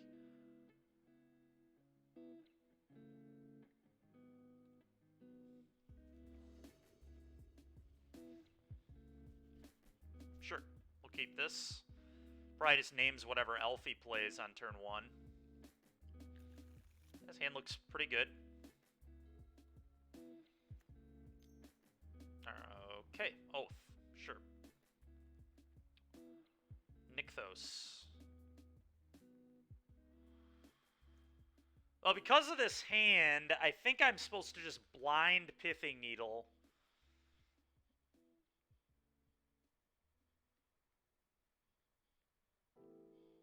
Oh, you're right. I'm thinking a Revoker.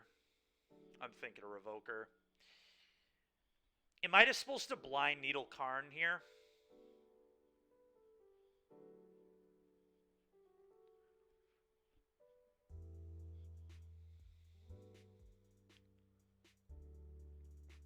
Yeah, that's kind of what I was thinking too. Our turns are pretty occupied at the moment.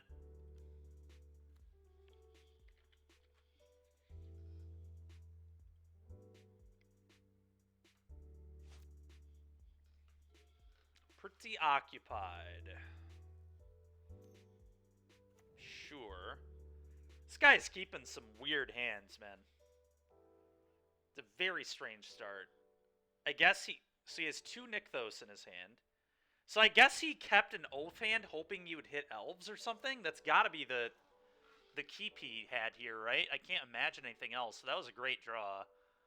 I still think Giada's better, though.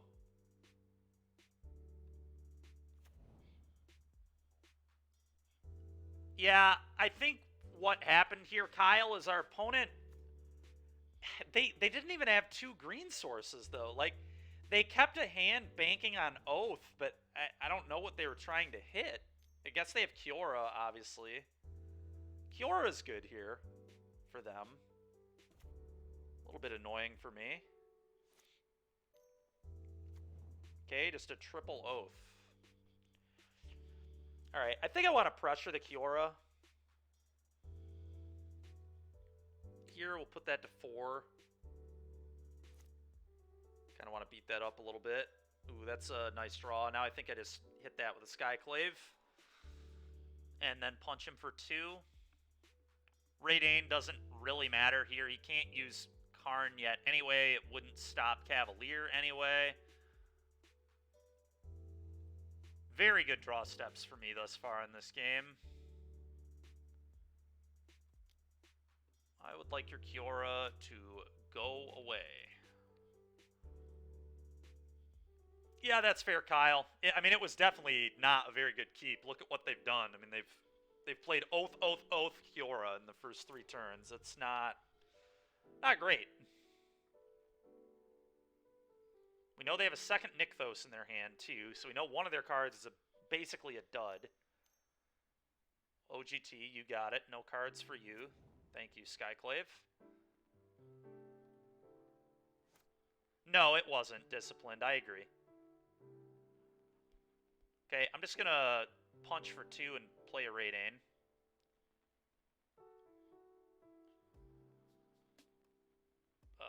Play this on white, I suppose. We might want to actually play this on green in case they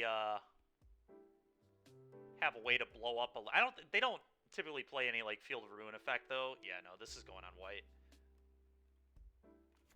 I'm just gonna play this right now.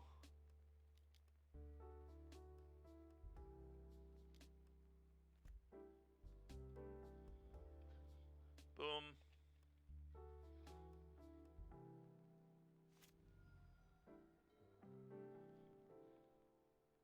No, you can't. I mean, I agree. I definitely hear what you're saying there, for sure. Alright, Nykthos for 5. Plays Cavalier, I assume. Maybe not. He's going to attack first. Okay, no blocks. Great. Sure.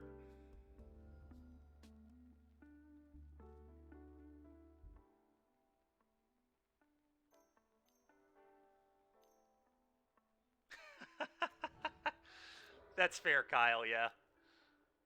I hear that. So he could Storm. He probably is going to Storm. No? Okay. Just another OGT, sure. OGT Cavalier, sure. A little bit annoying. And he hit a Storm, which he can certainly play next turn. He has 11 Devotion. Yeah, 11 Devotion, so even the Radane's not stopping him here, but...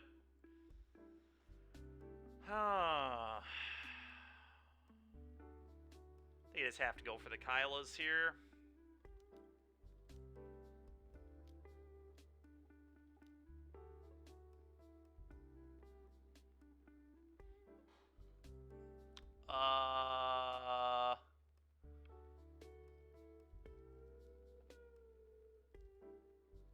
I kind of just want to go Resplendent.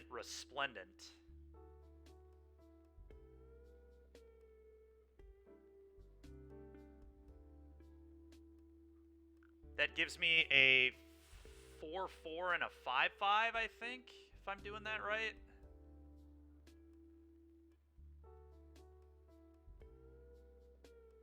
Yeah, I want 2 Resplendents, I think.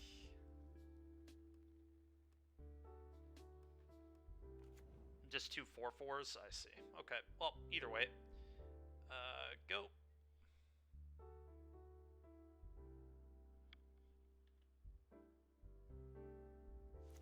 That's definitely the take. Just draw Nick those. He might get away with it. I mean, I do not feel good about this game right now at all. We do have Karn shut down, and they've played one of probably their 2 Besagers, so... I mean, that's good, and I do have these out of Skysov range, which is kind of good too, I guess. Yeah, we might actually be fine. Teferi is terrifying. He did not mill another Storm, though. So that's good, at least. Teferi might be impulsing here, to be honest.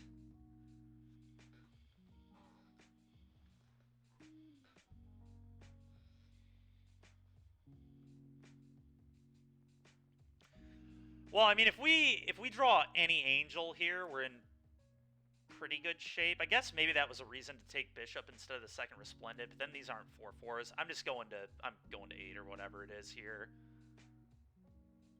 I could block, but there's not that much of a reason to. It's a pretty poor block.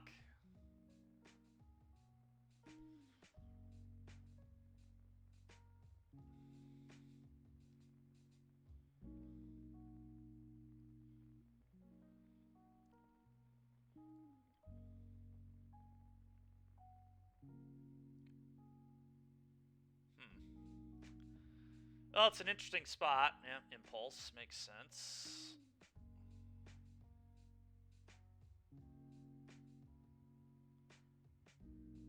Okay. Temple Garden. Not ideal. Not ideal.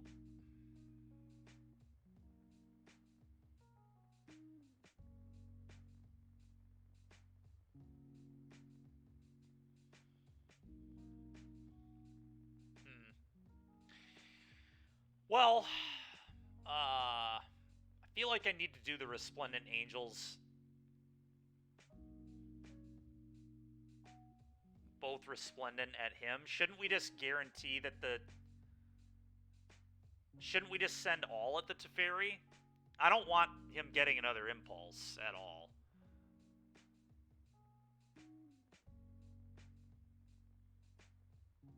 It seems like a good way to lose, to me.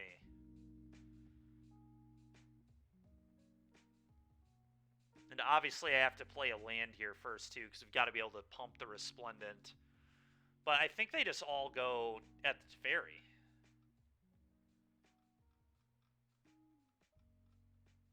His life total's too high right now, I think, to be worrying about that. I'm not really worried about his...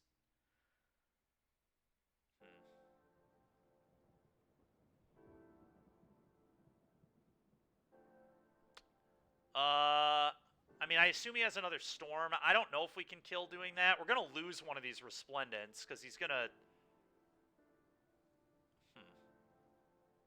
Because he's going to double block one of them, I assume. Yeah, he's certainly going to double block one of these. The question is, do I keep Iganjo as a spell, or do I shock? I am going to gain a pretty good amount of life here. I'm going to gain 6, go to 12.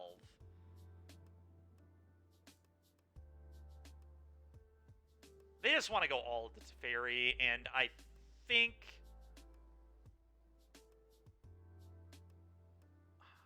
I'd rather not take the damage, but it's very close.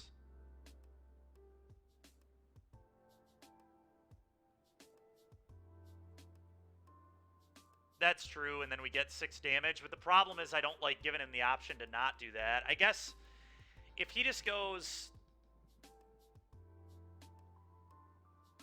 Yeah, I guess no matter what, your line kills the Teferi.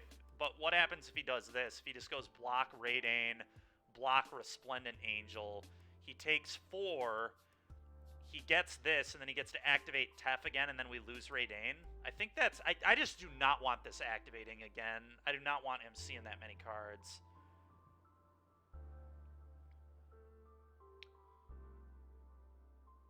The real question I have is if I'm supposed to hold this as a spell. And I don't think I am.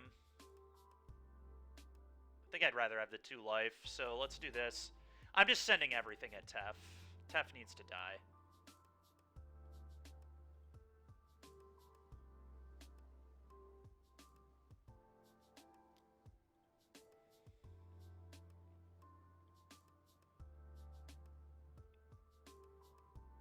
Yep.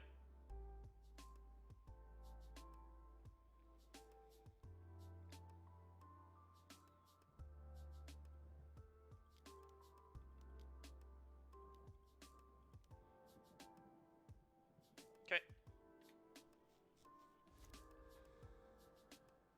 So you can buy back Cavalier again, which he probably will. Wait, no, never mind. That's... Never mind. Wait, what? He can buy back Teferi? Okay, so maybe that was a reason to... I didn't think about him rebuying the Teferi. I didn't realize that's how that worked. But it makes sense. Damage happens, and then the trigger goes on the stack, so the Teferi's in the grate. So maybe we just weren't supposed to attack Teferi at all?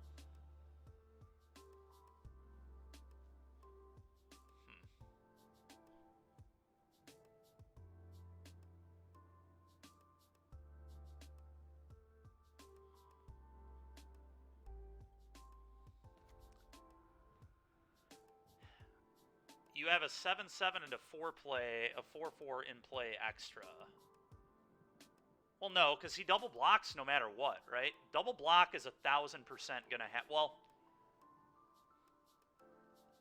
I don't know. We have no idea how he's gonna block. He had a lot of options. So with your line, if we send just the 1 at Teferi, he still lets Teferi die, and then he still buys back Teferi and double blocks Resplendent. So he would be lower life.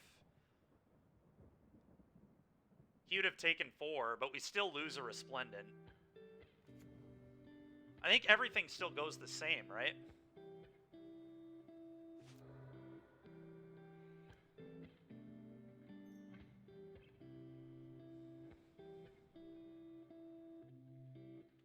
That's just better than... Yeah. I agree. I didn't think about him buying back the Teferi. If I would have realized he could buy back the Teferi with that trigger, then I would have played it differently, obviously. I was working under the assumption that this was gone.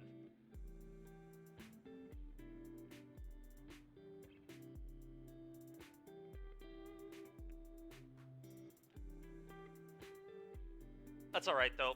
We'll be okay.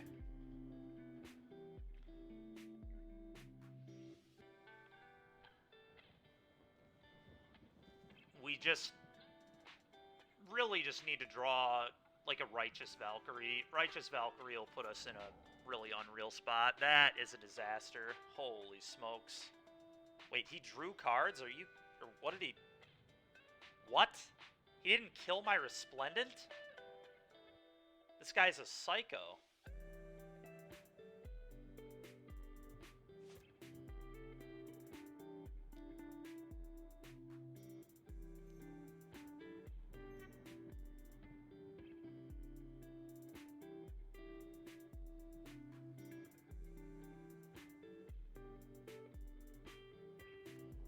Okay.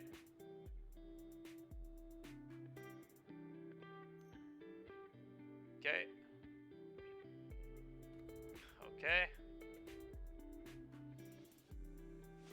Don't make me type it.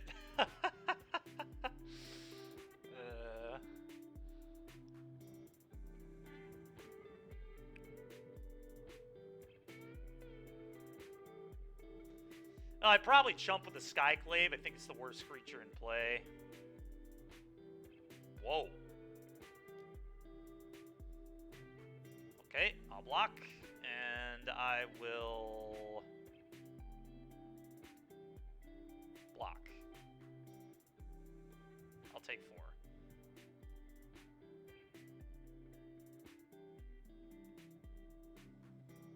Ray Dane may have been a better block here, but I think this is fine.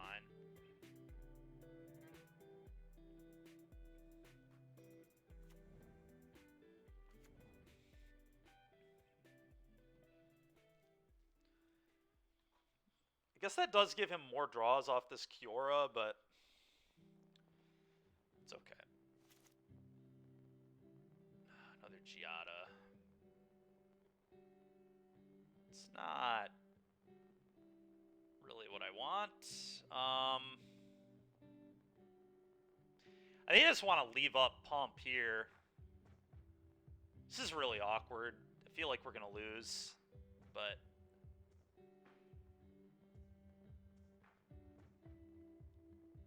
Yeah, I mean, I can't really attack.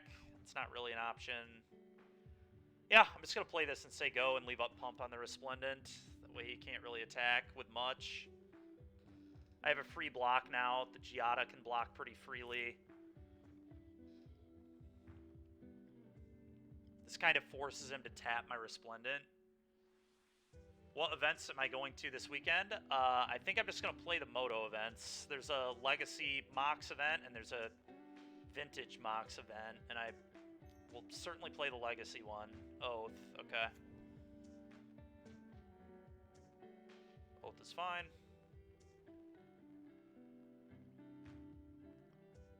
Yep. I guess there's a world where our opponent could deck themselves. That's kind of real.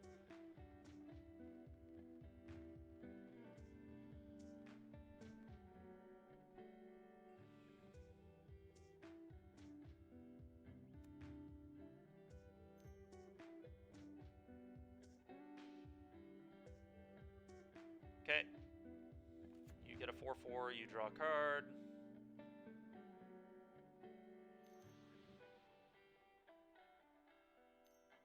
Yeah. Yep. Okay. I might just pump here an F6, to be honest, but I don't like giving him that information, so we'll just wait and see what he does. I am getting somewhat low on my clock, though.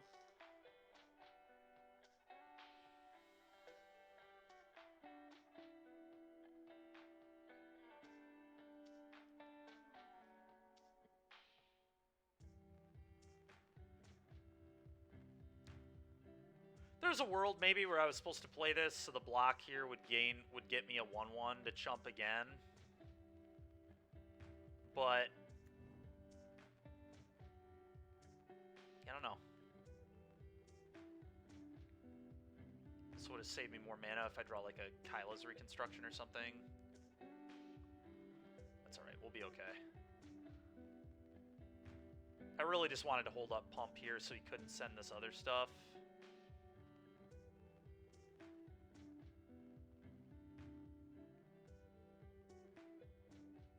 Because if he sends it, then I get another huge Angel token. So he literally, like, the only thing he can attack with here is exactly the lair. Whereas if I would have done it, if I would have played the Bishop, he could have probably sent a lot more, but I don't know. We'll see what he does here. Opponent's library is getting kind of small over there. It's kind of interesting. Makes it a 16/16. You got it. 10 mana. What the heck is going on? Oh, sure. Makes a guy. Makes a guy. Yep. Hopefully he just, like, makes a really terrible all-out attack. That'd be really kind of him. I'd be very happy with that. It'd be game-losing, too. Honestly, the Ray Dane's a fairly free block here. I think that's what's going to block. I'm not even going to... What? Well, if they don't... I mean, this was a just absolutely dreadful play from our opponent. Okay, blocks. Does he have anything worthy of buying back? Old Growth, Kiora, Teferi. He doesn't have another copy of Beseiju. He does have another Cavalier in there. I could just... I think blocking both Cavaliers is kind of real. Block, block, block, block. Take 7. Kill both of these. I think this looks good to me.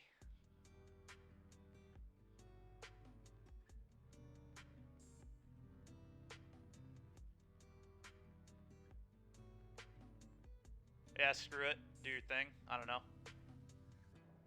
Such a fish. Yeah, this was an awful attack. I don't know what this was, bro. This play was so bad. And now I get to attack with my Resplendent and get another, like... This play was unreal bad. Unreal bad. This is somebody who just doesn't want to play this match anymore, I guess. I don't know. I'll take it, though. This is what we needed after playing against a really good Lotus player. I'll take my free 10 QPs.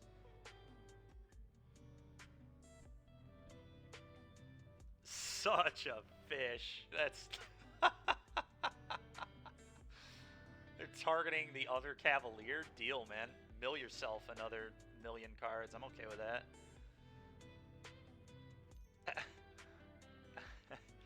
Oh, my gosh, dude. So funny. Get a guy. Yeah, they are just literally dead on board. I didn't even realize. It's just a lethal attack now. This player is just bad. Yeah, I don't know, man. I don't know what to say about that one other than, yeah, you're right. I mean, that's one of the worst attacks I've ever seen. Such an awful attack. I don't know if he didn't realize I could pump the Resplendent or what. Mac, I'm so angry. Paid actor. Yeah, that was some paid actor stuff. You're not wrong. That was some real paid actor behavior. So am I, Mac. See, Mac, it's stuff like that that makes me not convinced that green is bad versus Angels, but who knows, dude? Yeah. Why don't we do that? Well, no, we can't do that. I don't have the... We would have... You want to play Modern? You want to load it? Do you have Murktide? I have Scam right now, and I have this. So, those are the options you have to play against. No, I gave them back. Oh, that's right. It's not managed. You're right. You're right. I forgot about that. Yeah, so we should be good then. Never mind.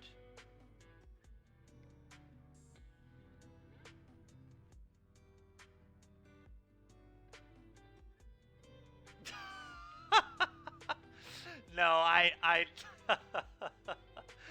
No. I just came on today and, you know, no cards were running for Mana Traders, so I just assumed, but I forgot that you gave me cards. So yeah, we should be good. Let's see. Yeah, we've got the deck. We're good. Oh, my goodness.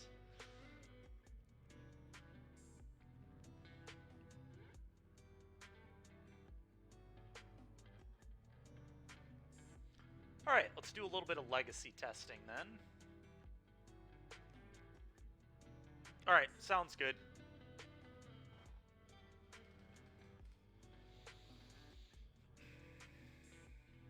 Sounds good.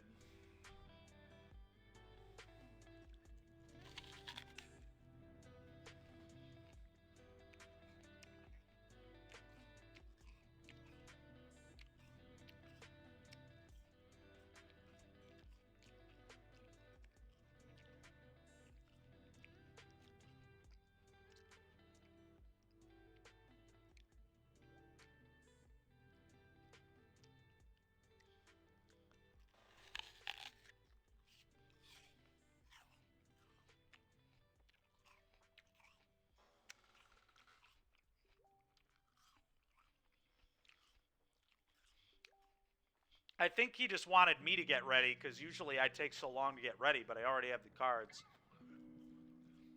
Yeah, I know you can't. That's fine. It's better testing for me if you don't, honestly. It's way better testing for me.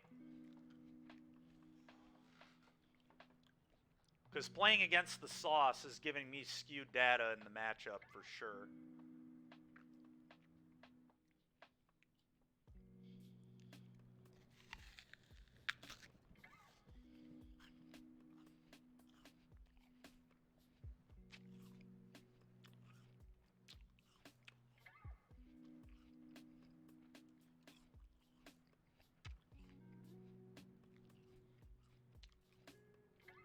I did almost give Mac a heart attack. You're not wrong.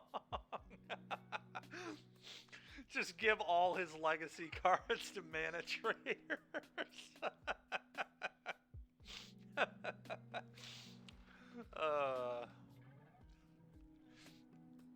Too good, man. Too good. Ooh, we won a die roll. That's a good start. I would definitely keep this blind. This hand is really solid.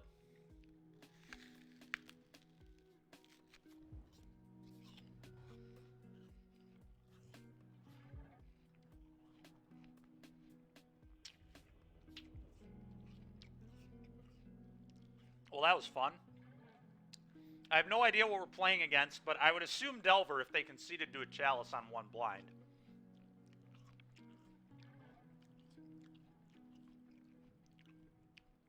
So, we've come up to with the conclusion that Leyline is actually bad versus Delver in this deck.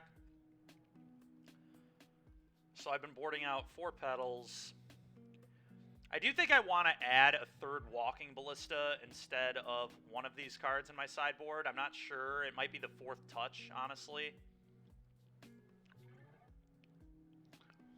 And I've been boarding 2 of these out lately. I don't know if that's correct, though, but that's what I've been doing. Try this.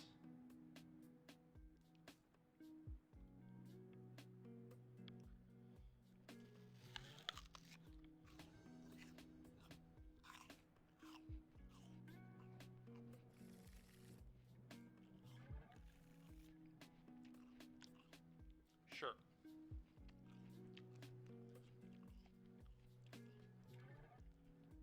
Huh.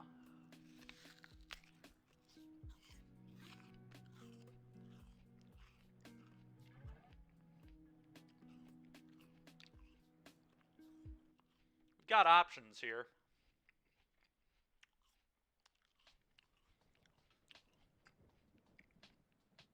We have got options.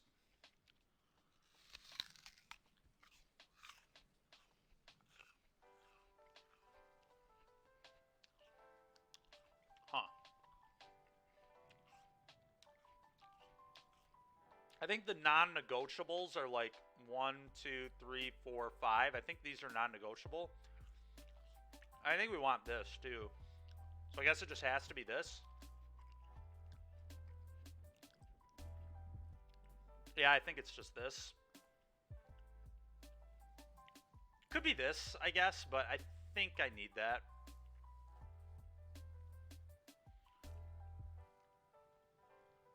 Oh.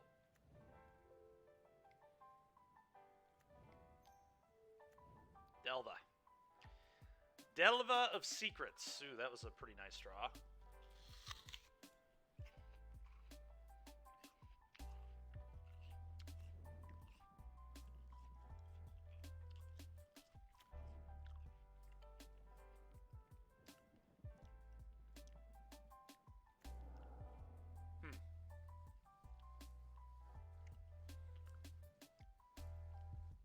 Very interesting here.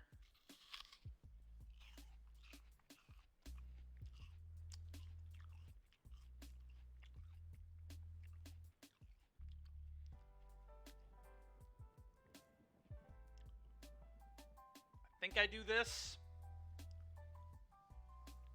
It's close, though. It really is. I think Thalia is also very good here, but...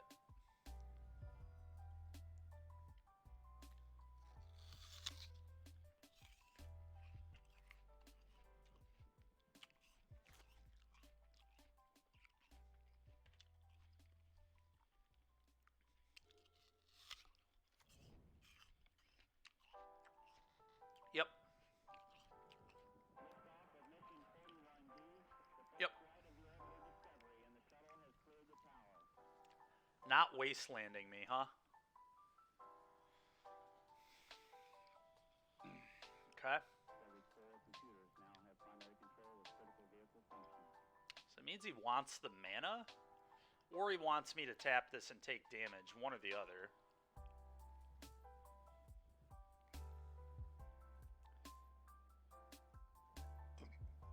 Excuse me.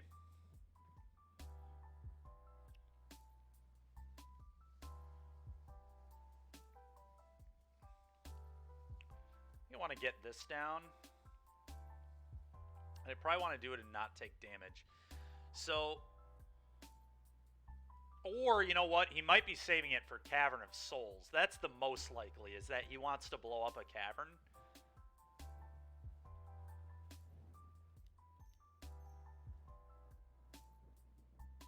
I'm going to try and hold this until we find a cavern. That would be ideal.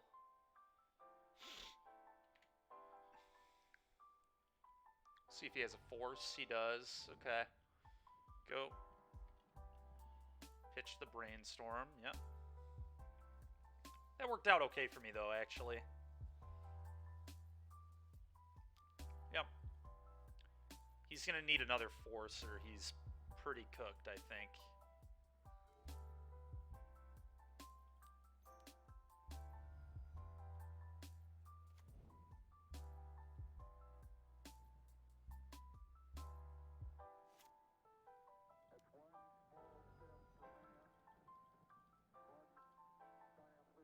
Don't do it to me, Mac. There we go, buddy. There we go. I do probably want to shoot this down, I'd imagine.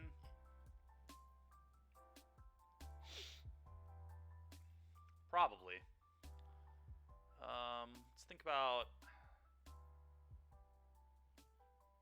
Yeah, I've just got to kill this. Oh no, our next round. Alright, well, if Mac has a Murktide, we're in trouble there still. We're playing against Yorion. But I think we were pretty good against everything that isn't Murktide there. Oh, this mana, though.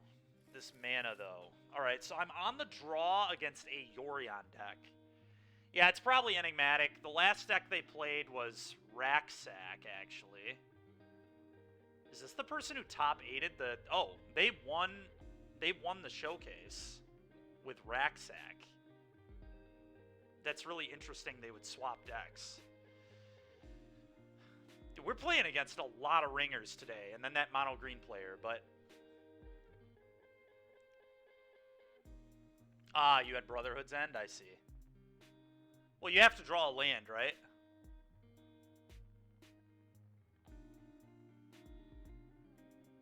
But I probably lose that game. You're probably right.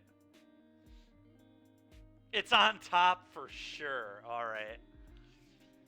This hand is really interesting to me. I kind of want to keep it because I'm on the draw. We have a lot of white sources I can draw to. And if I hit a white source, I just get to go Bishop into, like, Resplendent, into Nykthos, Resplendent. Yeah, I'm going to keep this. It's a little dangerous. Boseiju is, like, really good against them, too, as a spell, potentially. I'm on the draw. I think we can keep a hand like this on the draw against Enigmatic. Worst case scenario is I miss my land and then I just play Overseer, get a redraw. Like, we're on a one of Nykthos DBZ player, yeah.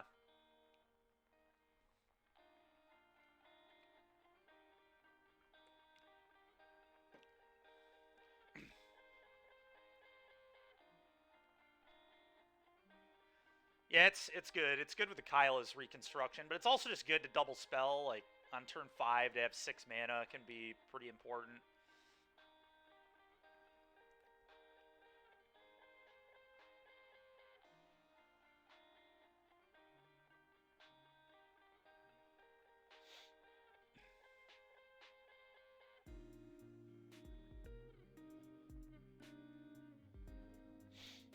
Okay, they're on a mulligan. That's kind of nice. Really need to just peel some lands. Lands are what I want for a little bit here. 2 or 3 white sources would be perfect.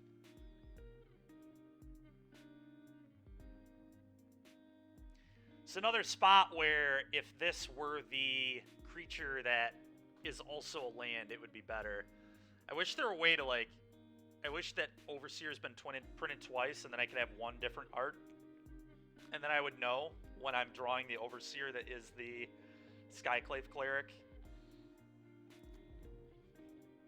Alright, yep. Looks like Enigmatic. That's a perfect draw. We're just going to play this on white and say go. Go. Well, we're off to the races now. This is going to be really nice.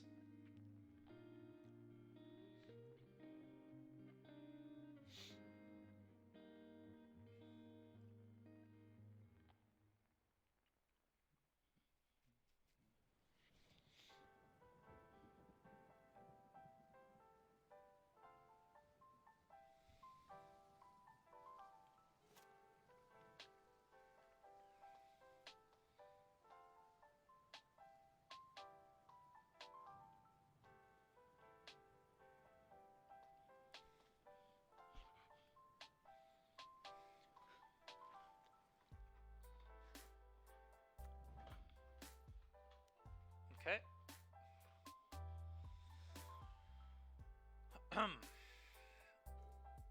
Beautiful draw. Alright, and now I'd be cool with drawing some Coco effects. How about some Cocos?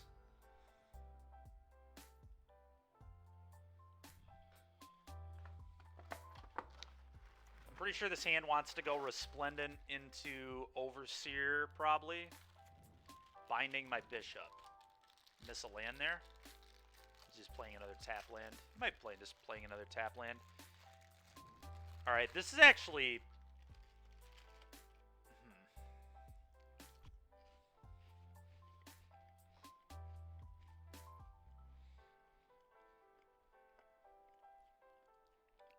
I might just want to Beseiju this, to be honest.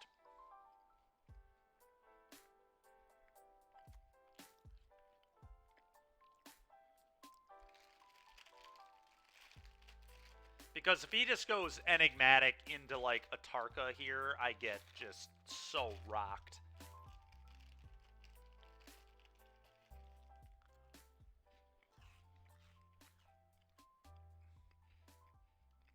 I guess if I played this first, I wouldn't care.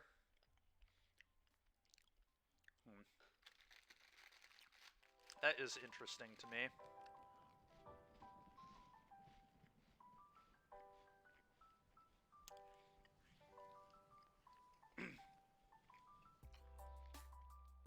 They'd have, like, Coma or Titan of Industry, too.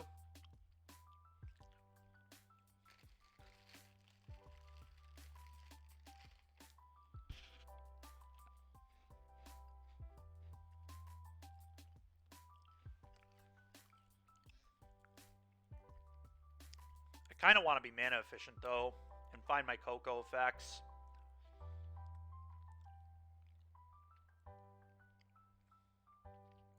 Just giving him a mana and unlocking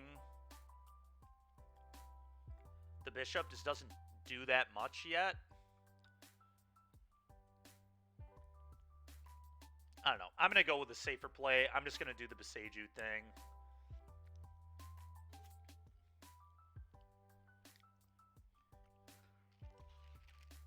Kind of a wimpy play, but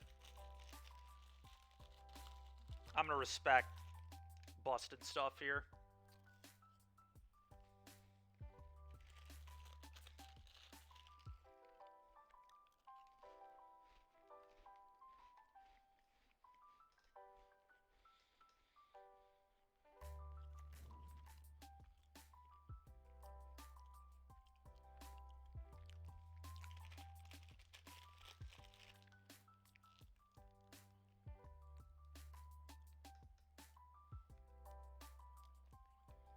Kaboom.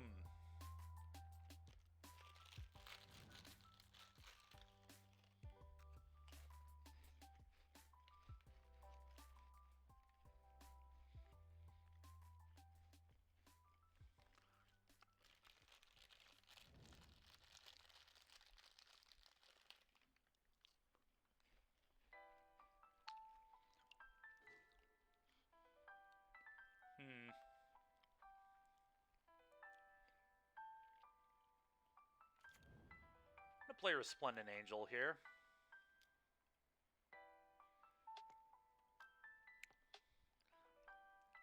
And I suppose I'll attack for 1. Always yield to this. Bang.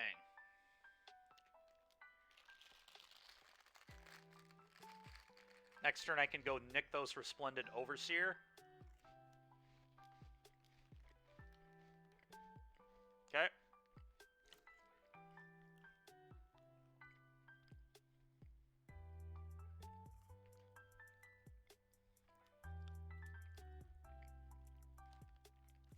Okay. Okay.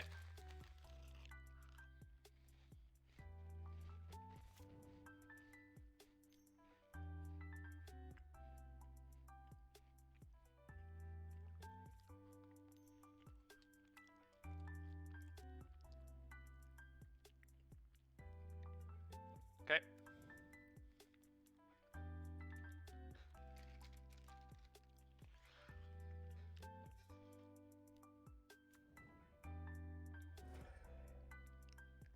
Yeah.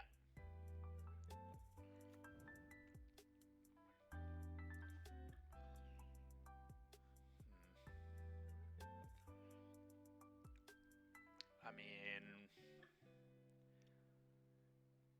1 land off of Yorioning. This is kind of awkward.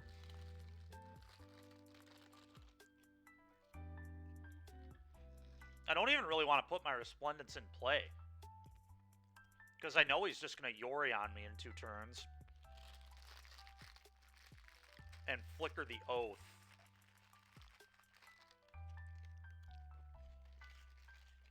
Which seems pretty bad. So I might just do this.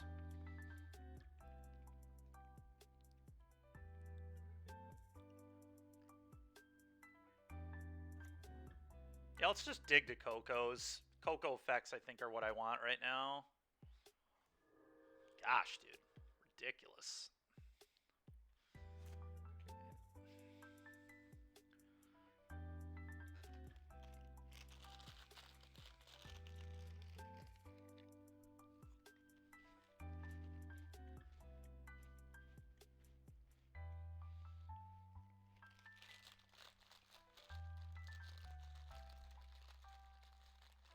Okay. Okay. Okay. Dude, oh my god, man. Draw a spell. I wanted some lands early, but this is ridiculous. I think I've drawn 1 spell the entire game. We're on turn 6, and I was on the draw.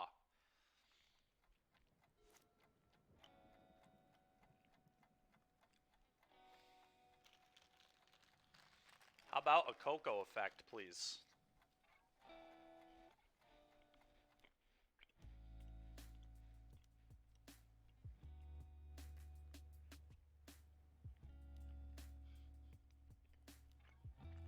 No way. Had the Titan in his hand. Okay. Still very beatable, by the way. But I need to draw some Coco effects.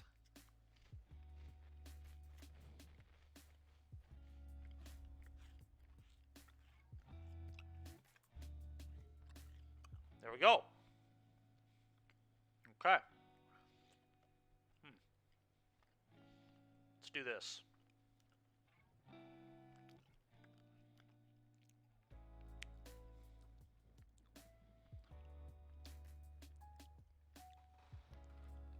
Okay. Now we're talking. I think I go Righteous Valkyrie, Skyclave Apparition, eat the Chain to the Rocks, then I can play both of these because of the Nykthos.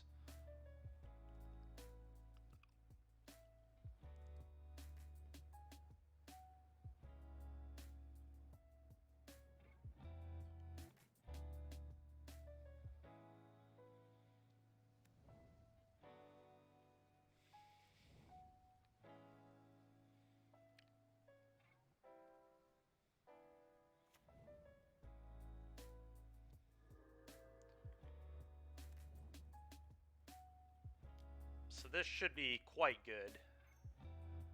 Resplendent. Resplendent.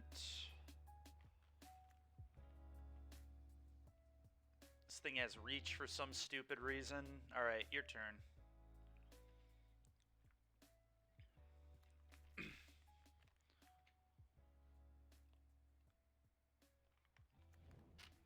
Yep. We'll go to like 65 life or something. Yep. Okay, your turn.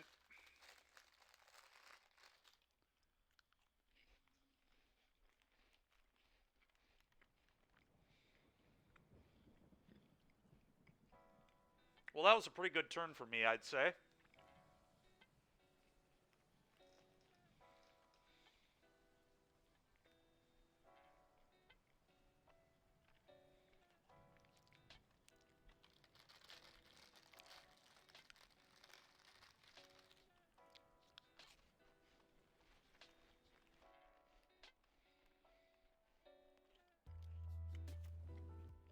That's annoying. You can hit a token. Yep.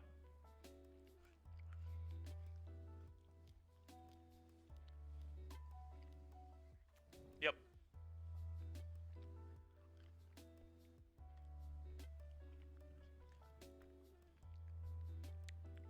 Well, I by no means have won this game yet.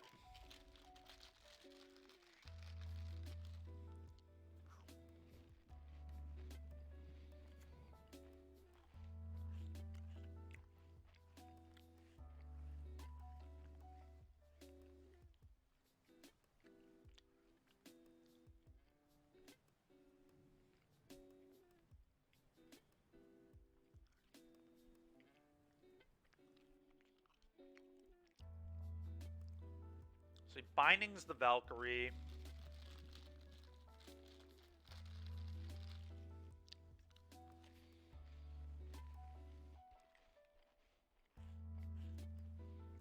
And then he oaths the Resplendent. Yep. And we'll get a 1-1.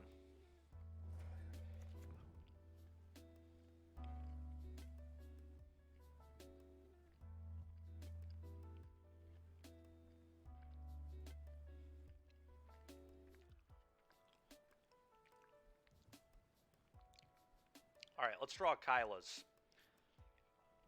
Giada ain't great. It's not terrible. I mean...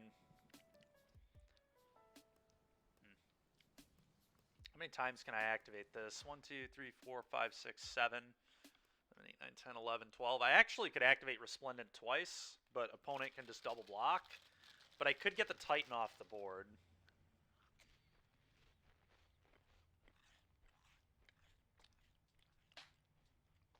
And getting Titan off the board might be correct.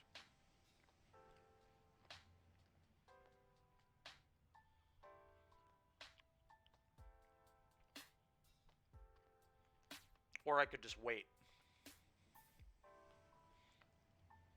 Yeah, I mean, if I get the Titan of Industry off the board, then I can just go wide. Maybe. The problem with leaving it in play is you can, like, clone it and stuff.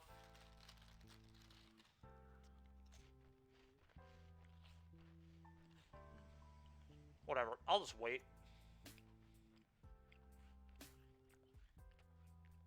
I'm not going to play Giada until I have another Angel to play.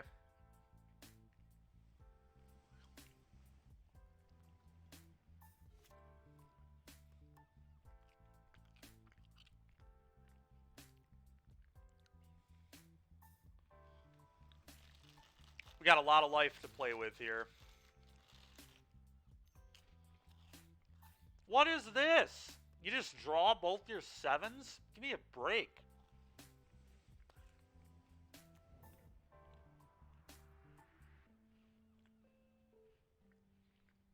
God, that's stupid, man. Alright.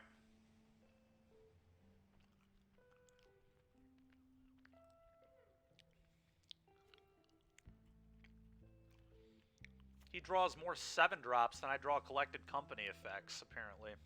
I'm just going to keep saying go. Eventually, I'm going to draw another Coco. There's one on the bottom. We've seen one. And I've got 65 life, so I just don't need to be aggressive at all.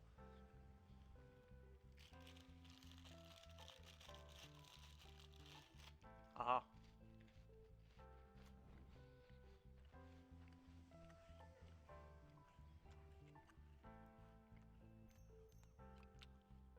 Yep.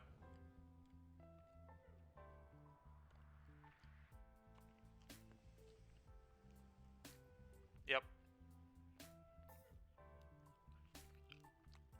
Yep.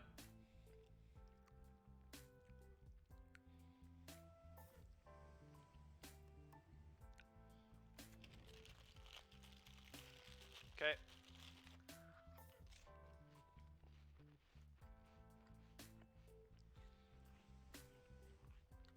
I still don't think that's enough of a reason to play these.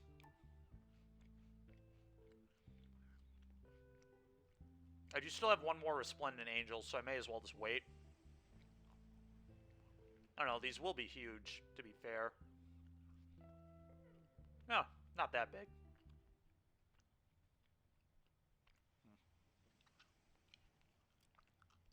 I'm just going to wait for now. Oh, there's a huge rush on it.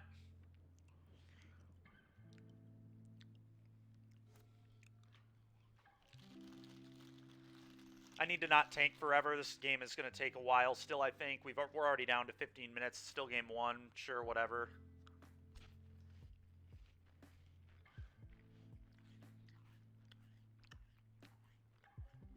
Sure, whatever.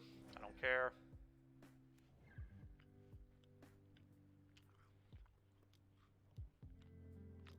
Dude, come on. That's also like a one-of, I'm pretty sure.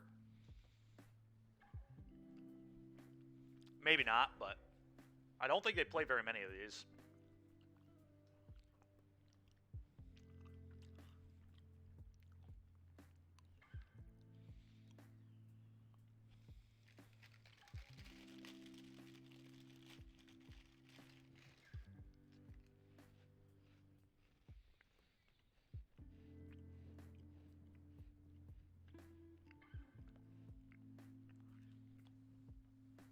The good news is I might be able to clock my opponent. This game is going to take a very long time. They have a lot of triggers. Whatever.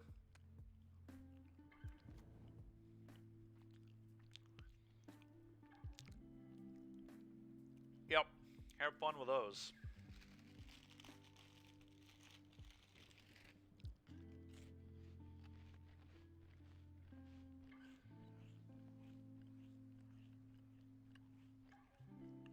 We'll see if he just takes the bishop. He might take the 4/4 angel, though.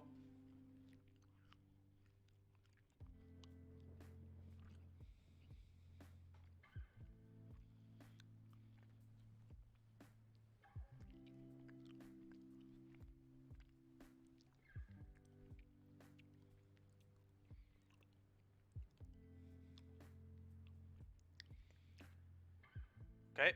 Did he forget to flicker his presence? He might have. No, he didn't. Okay.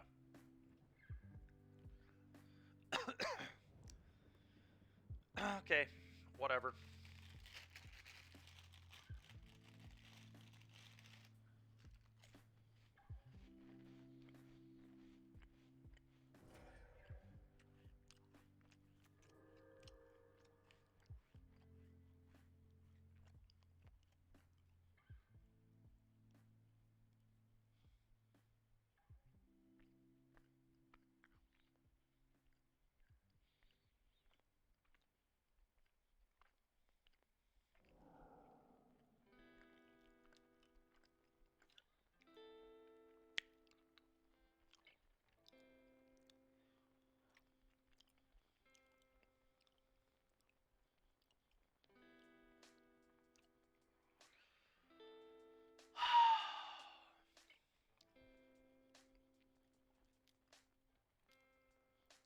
Alright, we're going to play our stuff now. I think I'm supposed to, but...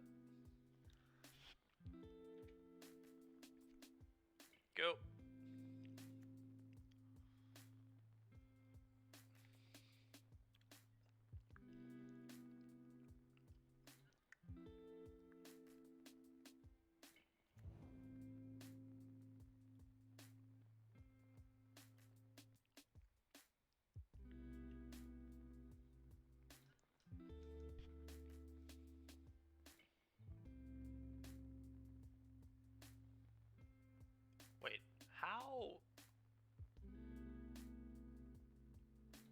How did he loop this? Oh, because he... I see.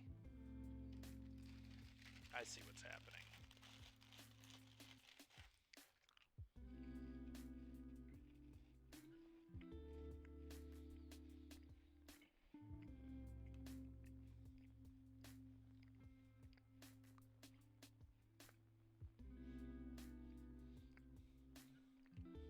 Opponent still has to win this game.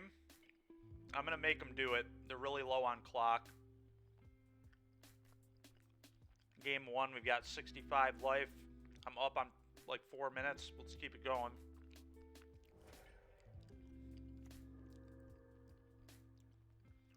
Yep. Yep. Well, they will be killing me pretty quickly is the stupid thing.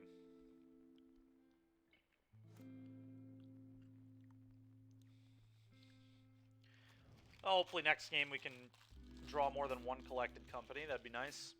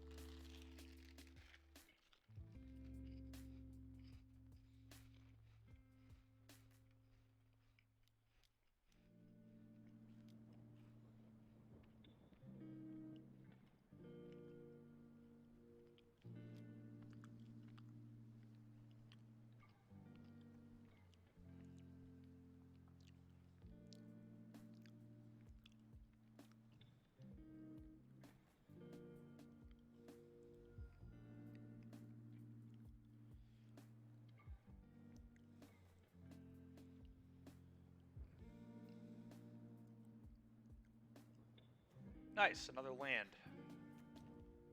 That's exactly what I wanted to draw there.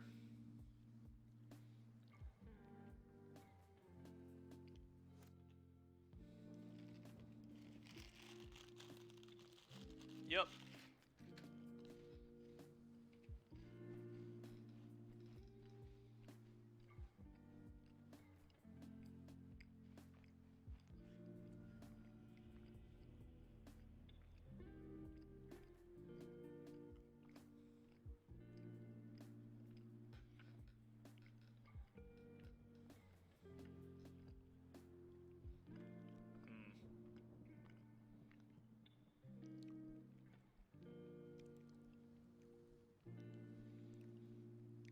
Not sure that I don't like Inspiring Overseer in this matchup. This is a 2-for-1, but probably worse than everything else. I think I like Youthful because it pressures and is a 2-drop just in general. Seems kind of real to me.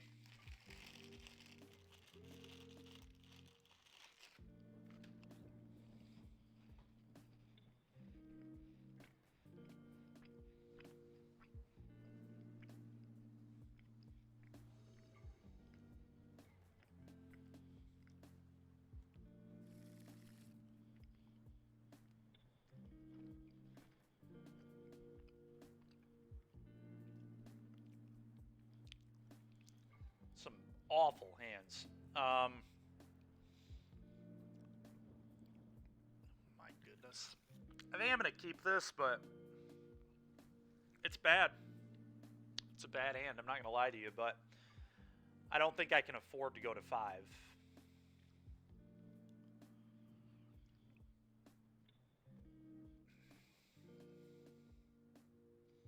Let's get rid of a bishop.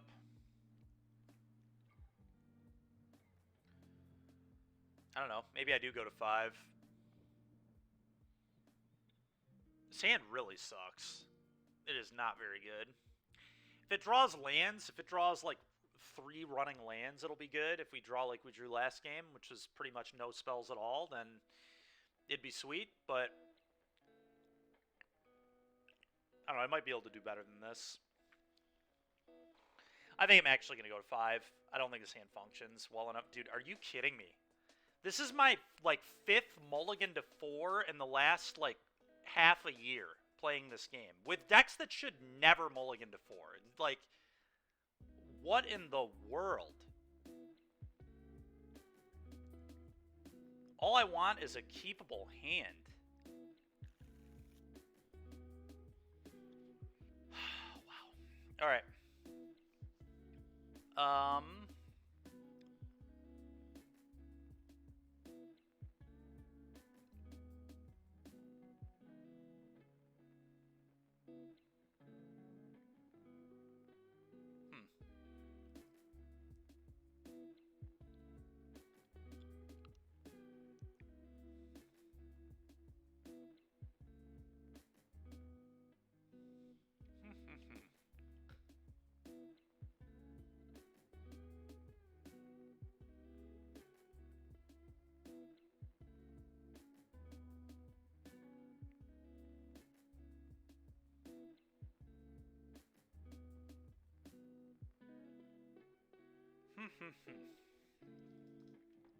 think it has to be the Nykthos and probably the Apparition, I guess. Yeah, I don't know. We'll just do this and it's whatever.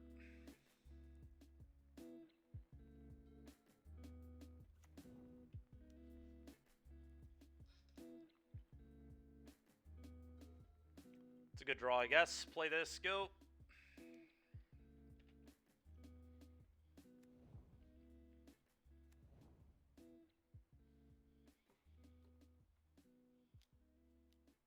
Yeah.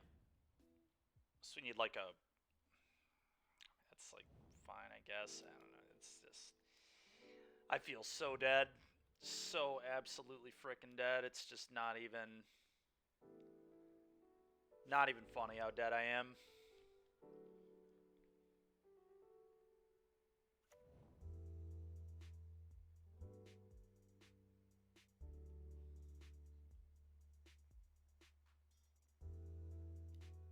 Yeah, at least it wasn't the red one, unless he has that too. Okay, doesn't look like he has that too, at least.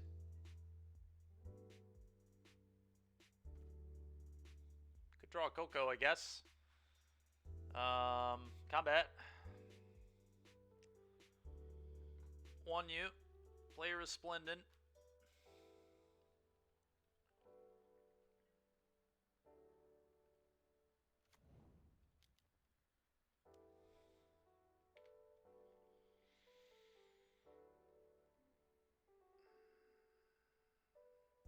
It's an Omen of the Sea here. Another Leyline's Binding. Sure. Yep. Makes sense.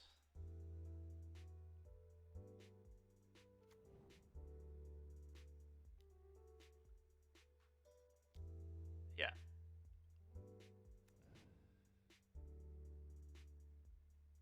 Okay. Well, maybe winnable. That's an interesting draw. The Fires or the Deputy? Probably the Deputy. I think we just need to get lucky to win this game. I know the problem is that the Yorion is just so threatening. If I leave the Fires in play, he can just Yorion me. I guess him flickering these isn't, like, that bad, though. He only has a draw 1 right now.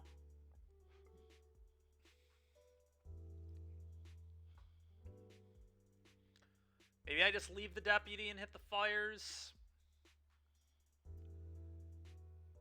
Fires is just, like, so dangerous. It's so hard to leave this card in play. It's so broken.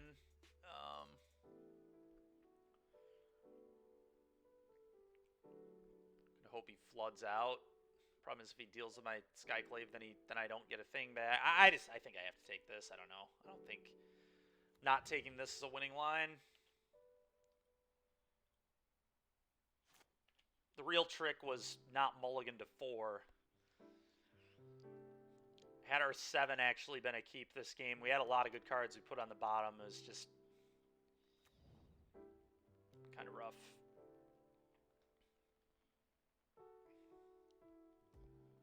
If the Yorion's here, it's really not that bad. It's just a 4-5 and a draw 1.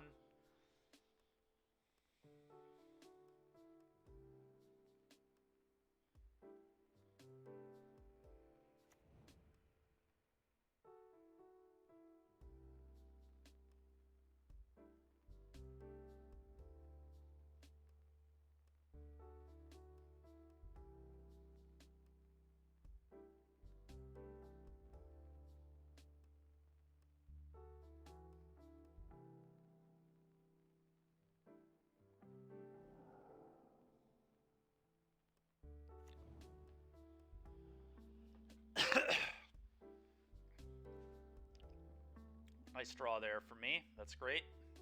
Love to see it. All right, well, go. Maybe they'll flood, I guess. That's pretty much all I can hope for. A land drop here is good for me if they don't deal with the Resplendent, I suppose. Okay. I feel like they have a 7 drop in their hand if they're just... Nope, nope, just a 3rd Leyline's Binding. Nice.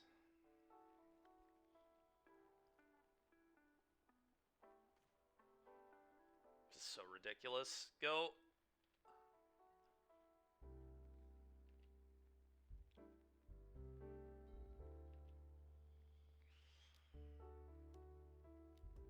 Yeah.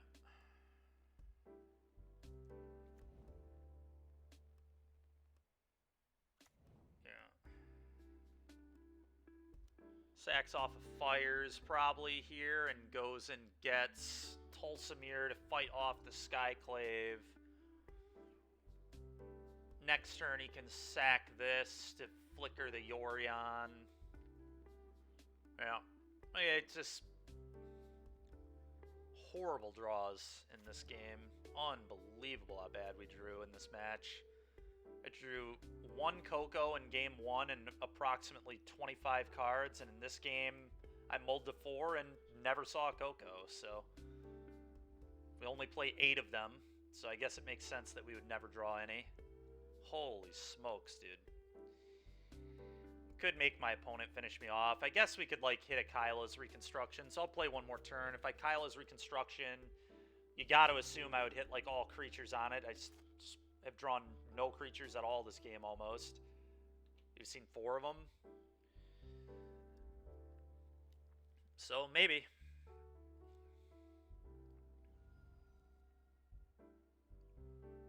Hit a pile of angels and still win the game. I could just never beat the Enigmatic, though, is the issue.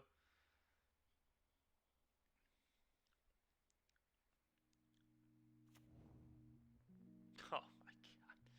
Yeah, I'm sure that is beatable for me. Why would I draw a spell? Yeah, okay. Well, that was unbelievable.